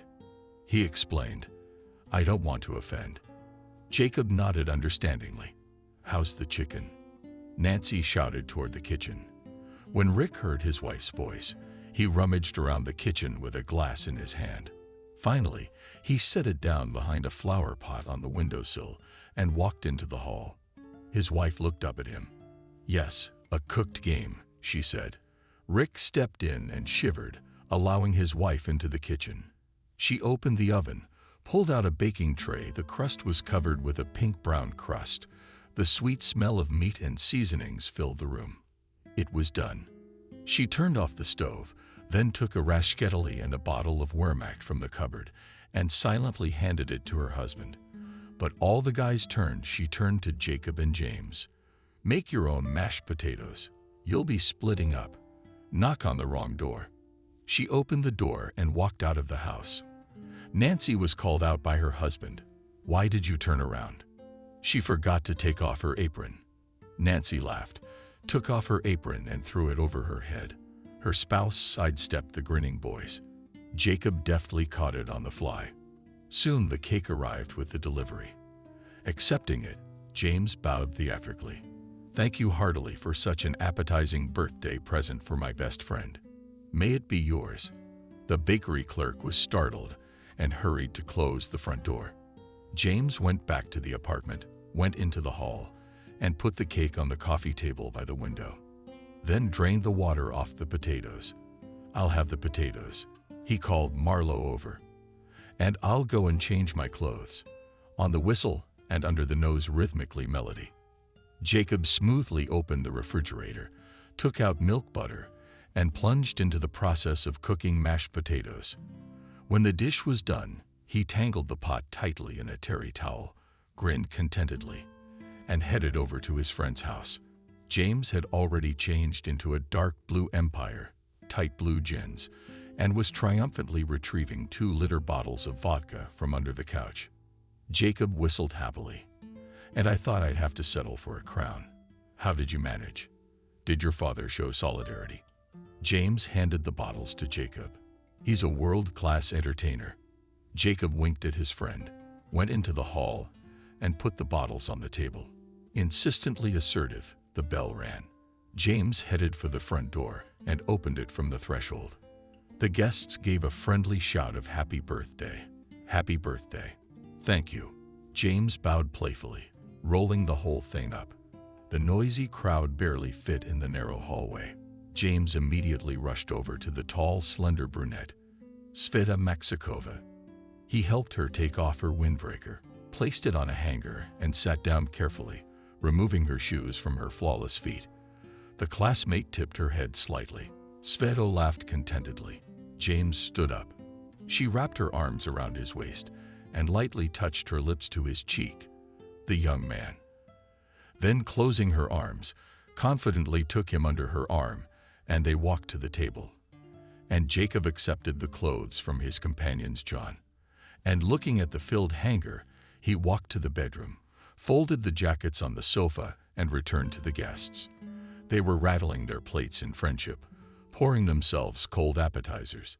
James patted him on the shoulder. I'll get it. Marlo waved his head negatively and headed for the front door himself. It really was Jenna. Happy birthday, James. She greeted Jackson. You don't mind my company? No. He smiled. Come on in. You can undress in my room. He nodded guiltily toward the coat rack and strode toward the bedroom. Jacob will show you out. The girl nodded and followed Marlo. The room was in semi-darkness. Jacob held out his hands to help the girl take off her cloak. With a familiar motion, she threw it off and put it on the back of the couch. Let's go to everyone. Yes. 12 pairs of eyes. Hand in hand. They appeared in the doorway for a moment. There was silence in the room. James flew over to Jenna and pulled her to the table, taking a seat next to him. Jacob sat down next to Sveta across from them. So Jackson rose from his seat. Finally, everyone is gathered. So let's have a toast to my coming of age. and wish me a happy birthday. Happy birthday." The guests cheered in the midst of the fun of the light. Dancing with James from behind his shoulder, watched Jenna. Something about her was beginning to annoy her a lot. Imperfect, sure. But there's something about her, she pondered. The boys are bursting at her. Soon, they'll break their eyes. Beautiful, thick, golden-colored hair, slightly oval, not falling below her shoulders. She's not badly built, but she's clumsy. I'm much more graceful. The dress is not bad. Straight, one thin khaki color. It's a good eye color. The chest and the cleavage is nice. What can I say? She has taste. Her legs are slender, but mine are longer and much prettier. Her eyes are either gray or gray-green almonds. You can see the shape. That's where she gets her rest. Mine are just huge lakes. Can you drown? Yes, but what's that look in her eyes? The caressing, thrilling look of sensuality. Skin as pale as milk. Lips very beautiful, medium-sized, straight nose. Sharp chin, self-taught. Still, she is very attractive. Svetlana pressed her lips together resentfully. Something my queen frowned. James kissed her ear and whispered, "You are the most beautiful. She's a long way from you." He nodded toward Jenna. Maxikova shuddered. She ran her slender fingers through James's thick hair, looked into his mesmerizing black eyes. "And you know all this about me." And she wrapped her arms around his neck and gratefully penetrated his lips.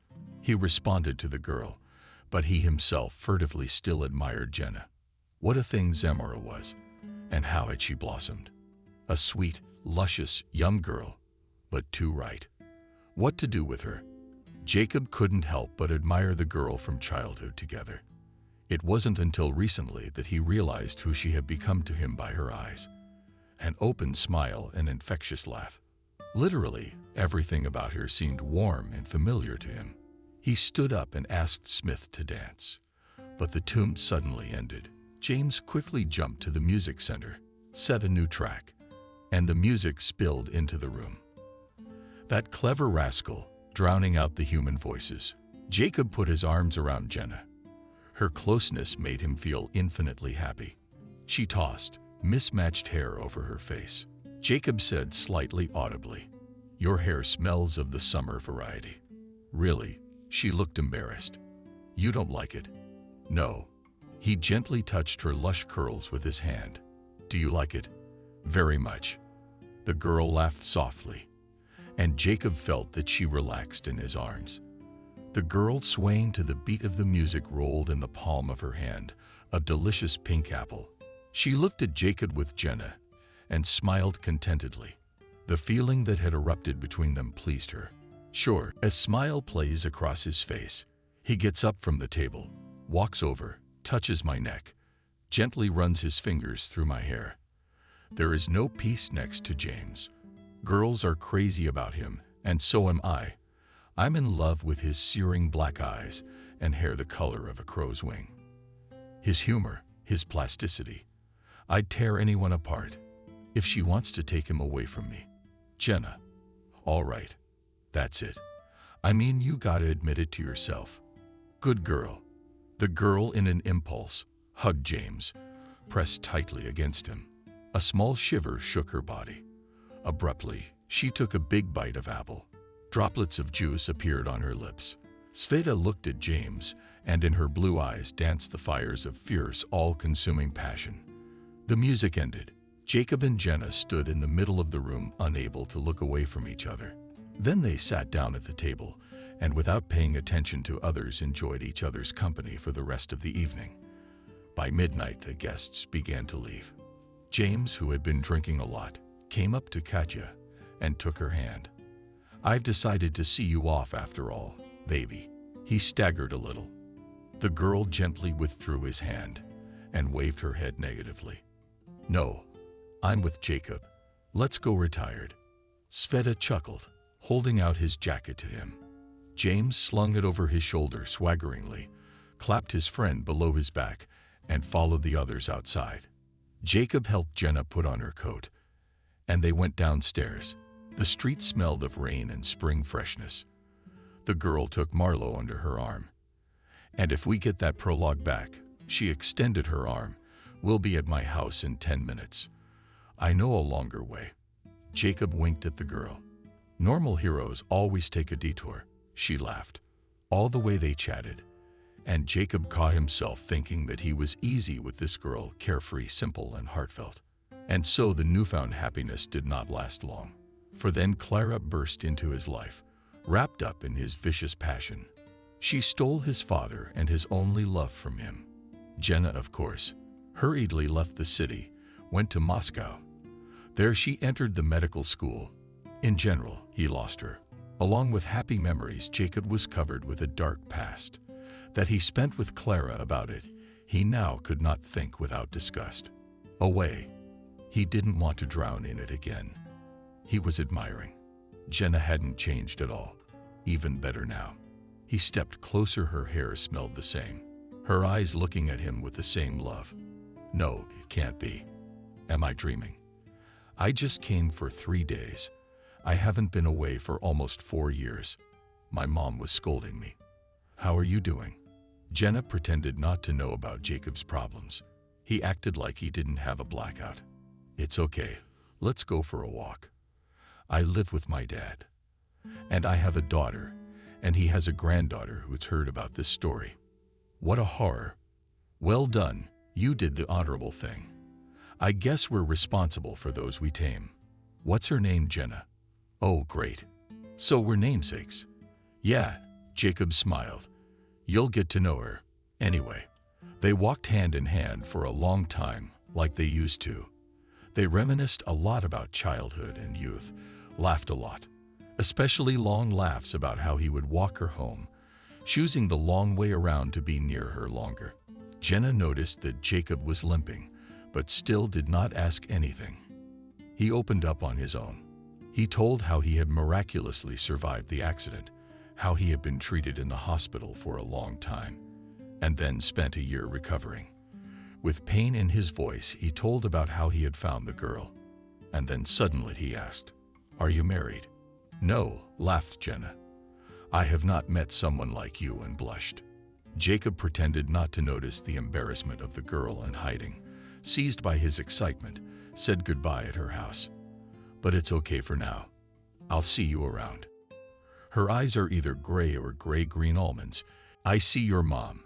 She's watching out the window like she did when she was young. You're coming to meet your namesake." "Of course I will." "Yeah, my mom's a Sherlock Holmes in a skirt." While Jacob, despite being tired from the road and excited to meet her, Jenna stayed up all night. Thoughts swirled endlessly in her head. How come their paths had diverged back in high school? Why had he become indifferent? It was obvious even now that he needed her. She felt that Jacob truly loved her. How today his eyes shone with happiness. You can't hide that. Yes, he did. He'd gotten his memory back in one fell swoop. As soon as he saw her, that means something. And she, oh, how she wanted a confession. But it didn't happen. Something unknown to her had happened in the past, and today he was silent. For the next 2 days, the old friends were inseparable.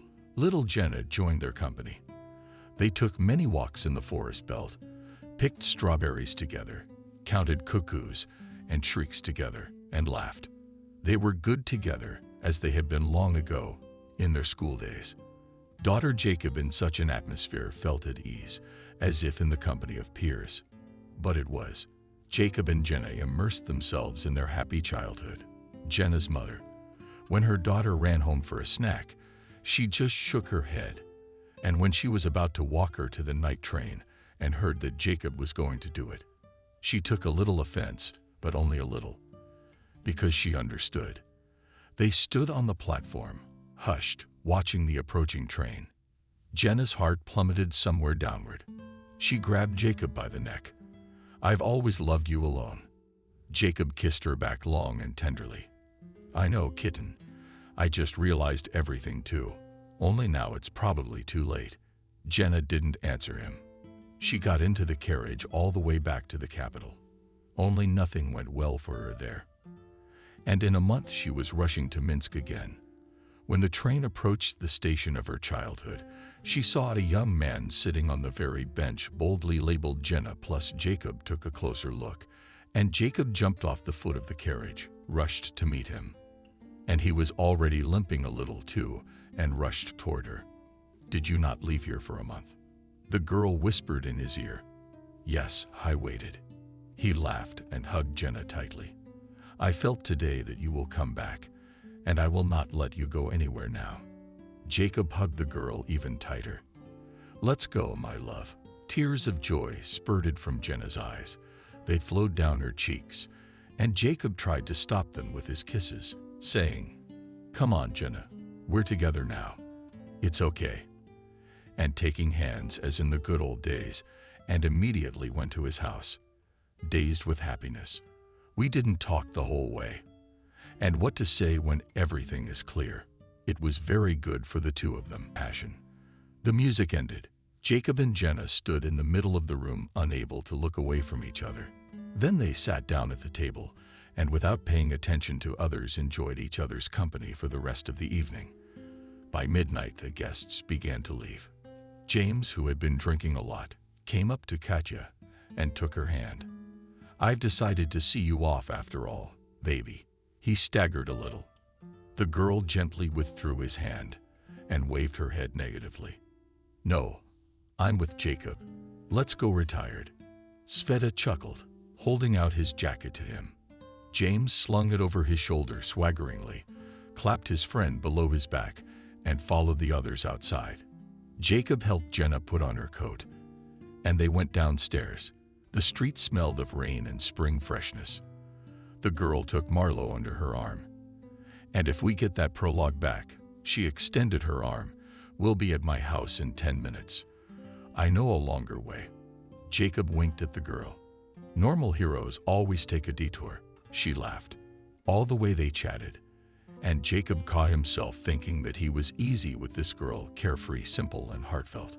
And so the newfound happiness did not last long, for then Clara burst into his life, wrapped up in his vicious passion. She stole his father and his only love. To be honest, Elizabeth was in for a pleasant shock. She liked Leo. She just couldn't get over Helen yet. Charles and Emily didn't bother her too much. Another protest would calm down. Meet a cute girl, and she wouldn't remember who Emily was.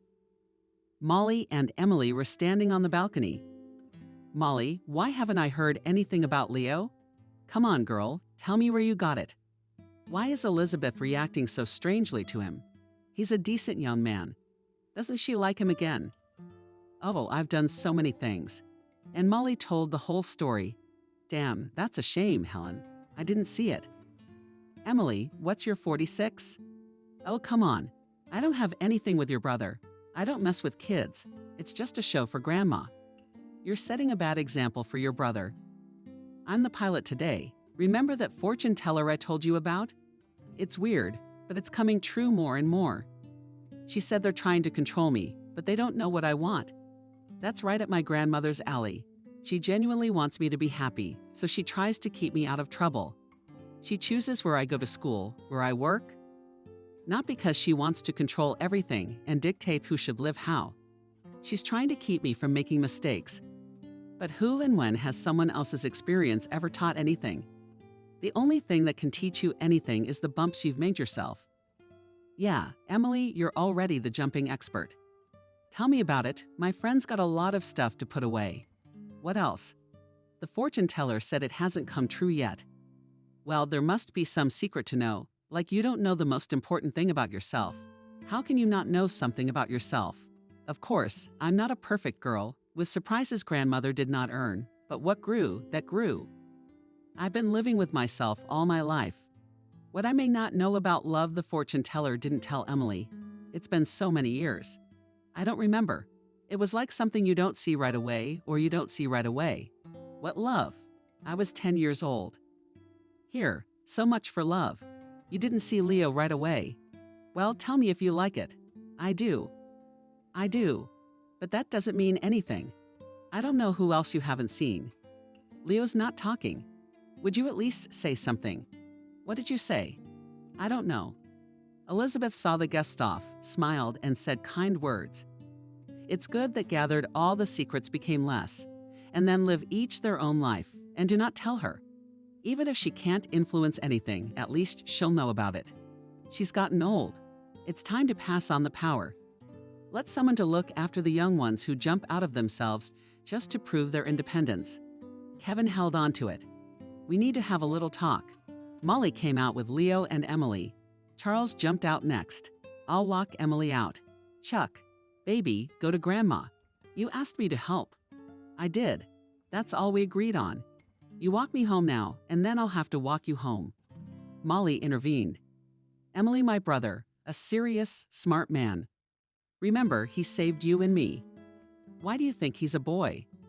He's younger than you, but he's perfectly capable of walking you home. Don't get all bitchy about your wife. You're not. Chuck, walk the girl home. She's got a history of getting into trouble. So friends, nobody's going anywhere, Leo. Here's the car. I already called the driver. He's gonna take us home now. Charles, you home and back. That's Molly's way. I'd ask you out for a ride with us, but I don't think you'd say yes. Can I ask you out on a date? Tomorrow, maybe? I don't think Grandma would mind. I'll call you. I thought I'd send carrier pigeons. The apartment was dark and quiet. Molly went out onto the balcony. Through the open window in the kitchen, the voices of Grandma and Uncle Kevin could be heard. Molly didn't want to eavesdrop. It just happened to be that way. They were talking loudly. They were both on edge. Molly was surprised. She'd never heard Uncle Kev raise his voice before, especially not at Mom. I shouldn't have listened to you. I should have told you a long time ago. Sooner or later, you have to pay for everything you've done in life. I've already got so many debts I won't be able to pay for the rest of my life. How long can you keep quiet? You'll be silent for the rest of your life. You chose this fate for her. Don't ruin the girl's life. She's already lost her father. Now she'll lose her mother in the fall. What will happen? Have you thought about it? No. Kevin, you don't dare make everyone miserable, knowing you're having a hard time, but you've lived with it for years. Keep living with it. It's not just your secret. So you don't think Molly has a right to know the truth. You're always deciding everything for everyone. Now you've decided it's best for her. How do you know what's best? Molly listened and she got scared. What's the secret? What doesn't she know? The fortune teller is right again. You don't know the most important thing about yourself, and neither does the queen who keeps that secret. Grandma, what do we do now? Go right now and demand to be told, or pretend she hasn't heard. If they've been silent for so many years, it must be something very important. Or maybe it's scary. Maybe it was better not to know anything. Molly stood and listened, but realized that she couldn't go on living if she didn't find out what was being kept from her. It's her life, even if it's the most unpleasant and scary ones, but she has to know. Molly snapped out of her seat and ran into the kitchen. I don't know what the secret is. Elizabeth and Kevin stared at her in amazement and remained silent. Grandma pulled herself together and tried to keep the conversation quiet in a way that always worked. Molly, what does that mean? Were you eavesdropping? Grandma's not in the mood for decorum right now. Tell me. There was confusion and pain in Kevin's eyes. He wanted this so badly. So many times he had imagined telling Molly the truth, and now he didn't know how to do it. Poor girl, why should she have to answer for the sins of her parents? It's a terrible shock to find out you've been deceived all your life, even in good faith, but deceived. How do I explain it to her in a way she'll understand? She might not forgive them, hate them. Now Kevin thought Mom was right. I shouldn't have brought it all up. He berated himself. The girl had lived happily ever after. You never know what's going to happen next. There's no turning back. We have to talk. Hope that Molly is a smart girl, will understand and forgive. Elizabeth also realized that the conversation could not be avoided. God, this is so hard. But is Kevin happy? It's what you wanted. Like I told you not to dredge up the past. Who's better off now? Come on, son, spill it. It's time to pay the bills. What are you guys doing here? Kitchen? Charles came in. Well, that's good. Let him hear it too. It's his business too. Kevin talked about his first wife, Molly's mother, how he loved her and how her family didn't accept her.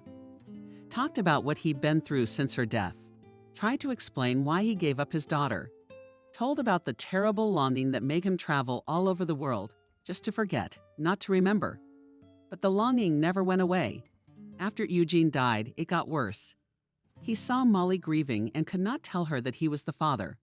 A little girl couldn't bear the shock. So he chickened out and kept silent all his life. Molly listened and didn't understand how it could be. The closest people cared about her all her life, and it turns out they lied all the time. Chuck watched amazed eyes. It is necessary in their official noble family, where it is a mortal sin to say indecent words. You can't lie to your grandchildren about such secrets. And what do they do themselves? Grandma, of course, is a tough cookie. Uncle Kev gave his word, but Mom hasn't been hanging around for so many years. Molly stood up and walked silently out of the kitchen. Charles jumped up and ran after her. Her face was very strange. Kevin and Elizabeth looked at her confused and prayed that nothing bad would happen. Molly locked herself in her room. Charles knocked softly, put his ear to it, listened, silence, opened the door. Molly, Molly sat in the dark. Couldn't see. Is she crying? Charles came over, sat next to her, put his arm around her shoulders. It turns out that you are not my own sister, but my cousin Wonders. Molly, cousin. You know, if it turned out that you were a foundling at all, you're still the closest to me. Molly, well, do not worry, of course. Ancestors upset, but basically you have nothing in life will not change. You know, I feel sorry for Uncle Kostya. He got his grandmother with her games in the nobility and spoiled his life. If she'd accepted an unsuitable daughter-in-law into the family, maybe the tragedy wouldn't have happened. And after her death, you could have just taken her into your family. And you'd live your life knowing who your father was. Chuck, Molly exclaimed. They've been lying to me my whole life. Turns out I had a living father living next door to me. I feel like I haven't lived my life. They decide everything for me. They know best what I need. They didn't see fit to tell me who my parents were. Chuck, honey, I don't know how I'm supposed to live my life. Molly. Charles saw his sister getting hysterical. Somehow we have to make it stop. Look on the bright side. Your father's alive. That's a blessing. It's a shame you found out too late. But it's better late. I'm not going to have that. So stop crying. It's not like you're grieving. You should be happy. Why don't you lie down now and think about how you and Uncle Kostya will build a relationship now? Well, there's a father. Molly lay down, but she couldn't sleep, of course, and didn't want to. She wanted to think before going to sleep, which is especially easy to do. Molly liked to save the day's problems for later. I'll go to bed. Then I'll think. It was nice to lie in a warm bed and think. The problems didn't seem so important anymore. Thoughts were racing. Molly caught herself thinking about nothing, not the things that seemed important. And now she could not concentrate and decide how to behave with her grandmother, and most importantly, with her newfound father. Then remembered the trip to the sea with Mom and Dad, then suddenly out of the blue, the nightmare of Emily's experience at the dacha. Suddenly, I remembered funny little Chuck. How did he try to walk? A big black cat knocking him down. Then I saw my institute friend's Uncle Kev, who came from an expedition with long hair and a beard. Grandma scolded, but Molly liked him handsome and masculine. Then the pictures began to change like a kaleidoscope. Molly realized she was falling asleep. I wish I had thought of it. There was no strength to resist. In the morning, she felt better. Maybe Chuck was right. There's no grief. Yeah, they lied to her, but they didn't mean any harm. They thought it was for her own good. And having a father like Uncle Kev, not bad at all. Molly realized she wasn't the only one who was freaking out. She had only been through the night with the news, and she was already freaking out. Uncle Kev lived with this secret for 20 years. It's scary to imagine. Another problem is, what do we call him now? Not Uncle and not Daddy. There was a knock on the door. Chuck came in. How'd they send me to get you for breakfast? They're afraid of what they've done. Now they don't know how to look you in the eye. Look, you can get yourself something for this too. What do you want? They'll do anything right now. Charles laughed his ass off. From a new laptop to permission to go out till midnight. Chuck, what are you talking about? How am I supposed to communicate with Uncle Bones now? I can't call him Dad. Oh, Molly, don't sweat it. Just act normal. You don't think he was hoping, do you? He's gonna tell you, honey, I'm your daddy. And you're gonna scream, Daddy, my darling. You're gonna throw it around his neck. I like it so much. Our noble family is such a soap opera. You have to admit, it's cooler than a soap opera. The Queen Mother is a disobedient son. And orphans. Brilliant. Chuck, you're an idiot. There's a little bit. It's just that no one at home can see it. She's got a good brother, though. Supporting, comforting, even, as it turns out, saving her from death. Molly came over and gave Charles a big hug. My favorite boy, what would I do without you? You don't have to wipe snot from me. Let's go to breakfast. No one talked about what had happened. They kept quiet. We understood. It's gonna be a while. Everyone has to get used to the new reality. Everyone felt guilty. Even Molly. What was her fault, though? Just one. Chuck was having fun. But he tried to keep his head down. He knew he could get his ass kicked. Everybody's too nervous. Didn't look at Molly so miserable with poisoned eyes that her heart stopped. Molly thought she had it the worst. She couldn't decide how to deal with her new father. Nellie's not the one losing her daughter. She'd always been a real mother to Molly. Molly couldn't realize that wasn't true. She walked over to Nanelle, hugged her, and whispered, Mommy, help me, it's not so hard. You know how much I loved Daddy. I still miss Nanelle Hale, and tears came. Elizabeth left the table. I don't want the children and grandchildren to see her crying. Somehow things gradually settled down. Everyone calmed down. Life went on as usual, with its troubles and joys. Only Kevin looked at Molly with a question and hope, but she didn't know what to say to him yet. Molly was dating Leo, and we were having fun together. A romance seemed to be brewing. There was no talk of feelings yet, but there were definitely feelings. Anyway, Molly was thinking about Leo all the time, missing him. It was impossible to keep it all inside. I had to have someone to say, yes, you're not wrong. He's the real prince, trustworthy and loyal. And Emily, as luck would have it, was going somewhere over the precipice. Probably another heavenly love. I wouldn't want to get in trouble again. Charles was assigned to play the role of vestmate. He listened to the revelations without complaint. His sister's lover was supportive. He didn't play hard to get. He liked Leo. He's a cool dude. Molly wouldn't let go. He's the real deal. All that grandma's advice wasn't even close. Leo invited Molly to his dad's birthday party. Time to meet the parents. Leo, I'm afraid I met your grandmother. It's an ordeal. My parents are dandelions compared to her. I'll tell you all about my family so you won't be surprised. I already did. We, as in the fairy tale, was a father of 3 sons. The eldest, of course, the smartest. Andreyusha, we have a serious investigator. I wonder how he managed to get married. From him, girls ran away in half an hour, could not withstand his boredom-correct and boring junior in the story of the fool. And we just have informals. Dan's a party musician. Hell knows who else. He looks the part with headphones when he's dancing. You recognize him. I drew him when I was doing Helen. But I'm average, you know, not so good. Who's Daddy?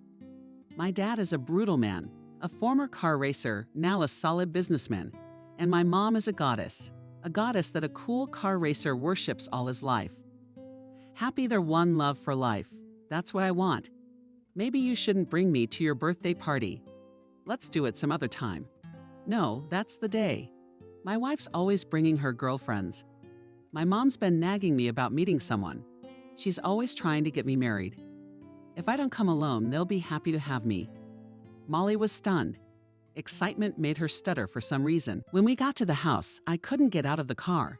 My legs wouldn't move. Leo's mom opened the door. Molly was breathless. How beautiful. As it turned out, her mom was just as worried as Molly. The eldest is married. The youngest is still to be decided. Leo had never brought a girl to the house. I was curious to see who he finally chose. On the other hand, if she didn't like it, what could she do? She wouldn't discourage her son. It would take him another 100 years to choose. But it would be hard to see him make a mistake. Molly hasn't said a word yet, but Mom's heart is relieved. Well done, son. You didn't choose for nothing." Leo's dad came out into the hallway. "Oh my God, this is not a family. This is the cover picture. Tall, statuesque, with clear, practiced eyes. Come in, my dear young lady. I'm so glad Leo finally thought to bring you. He's old and smart, but not too bright." When Molly entered the room, she could tell who was who. Leo described the clamps very accurately. The excitement evaporated without a trace. It was easy and fun. This was impossible in their family. Grandmother would not have allowed to behave so directly. But here they didn't act like nobles. They were having a good time. "Helen, help me." Mom beckoned Leo and went into the kitchen. "Mom, are you going to interrogate me? I'm going to die of curiosity. Where'd you get Molly like that?" "She studies, works at our publishing house. Beautiful, smart, of noble blood." "What kind?" But her grandmother made up her own story. "She's been tormenting her family with her fantasies all her life. You should see their house. It's like a nobleman's nest, and Molly has somehow managed to stay normal. They're a very nice family. Grandma plays queen. They don't bother her. A good girl doesn't miss out. She's clean, bright. You won't meet another one like her. Mom, why did you praise her so much? It's the first time you've seen her. First of all, I see what's good. Secondly, if you don't get married now, you're going to be a pain in the ass for me and Daddy. I want to put you in good hands. Oh, I see. You're annoying. Well, there's a little bit. Mom hugged Leo. I want you to be happy. I don't pester the wind in his head. You should get married. Invite Molly over more often. And don't take offense. I'll always be on her side from now on. You know, female solidarity? Thank you, Mom." Leo and I left my parents' house. We didn't want to part, so they went for a walk at night. Walking, silent. Silence together. Sometimes it's more bonding than talking. Molly felt a strange warmth in her soul. Maybe that's what love is. But Leo didn't say anything about love. She couldn't confess it herself. The next day, Emily came running. Thank God, she showed up. As expected, she fell in love again. And again for life. A student from Krasnoyarsk transferred to the institute. A tall, healthy Siberian. He has an old grandmother here. So he moved. Emily saw him and disappeared. Emily, you're going in headfirst again. But to think, to see. Molly, when I see men like that, I can't think. You're the one who's looking and thinking. But for me, you know, my head immediately goes blank. He's so cool, so serious, so thorough. Then think about it. Maybe he's a healthy young man who's got a lot of time on his hands. He could drop everything and come and take care of his old grandmother. He's not real, without any pitfalls. He can't cheat. Sometimes I think he's a little too honest and straightforward. I'm lucky he noticed me. I'd be hard up for a guy like that, but I wouldn't let him get away. What about Chuck? Molly started the poem. The boy fell in love. The key word being boy. Molly, think about it. I'm where I am and Chuck's where I am. He wants a clean, good girl, and I'll take care of it myself. I can only imagine what would happen to Grandma if I started dating Chuck. I'm crazy, but I'm not that crazy. Somehow you'll explain to him gently that I'm not the one to fantasize about. And how you can be so careful. We're not gonna survive another Nick. Ugh. Not to mention the night before. Only Peter showed up with a huge bouquet. Excited and solemn. Not like he's proposing. That's all I needed. I guessed it. Right from the doorstep, he held out the ring and talked about love. Molly tried to say something, but Peter was unstoppable. I had to listen to the end. The door opened and Kevin walked in. From the threshold, assessed the situation, saw a confused Molly. A young man. Well, we're on the threshold. Come into the room. Molly took a breath. Some respite. Peter walked solemnly into the room. Grandma had already come out, and a minute later he pulled up brightly. I wonder if they sensed or overheard. What about parenting? Okay, we'll figure it out later. Peter continued his speech. Elizabeth watched with interest. And Kevin, seeing how nervous Molly was, decided to intervene. Peter, I don't think my daughter is ready to answer you. Peter averted his eyes. What daughter? The doorbell rang again. Jesus, what are we so crowded today? Chuck went to open it, shouted from the hallway. "Molly, we're really looking for you today. There's another groom here. You should at least schedule them to come into the room." Leo came in with a bouquet, checked out the mise en scene. The family's all here. Some pretzel with a ring in his hand. Chuck trying his best not to get infected. "Yeah, I'm almost late. Molly, what's going on? Didn't you tell me we already applied?"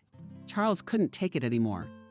Through the laughter, he said, "Yes, we did. You already applied once. Why didn't you get married last time? Grandma didn't approve, did she?" "Yeah, Elizabeth." Elizabeth was looking at them. Oh my God. What kind of childish behavior is this? Whether to yell, whether to disperse, or to laugh. She had long ago realized that Leo was the groom. Peter doesn't stand a chance. But Molly wouldn't talk. Molly didn't understand.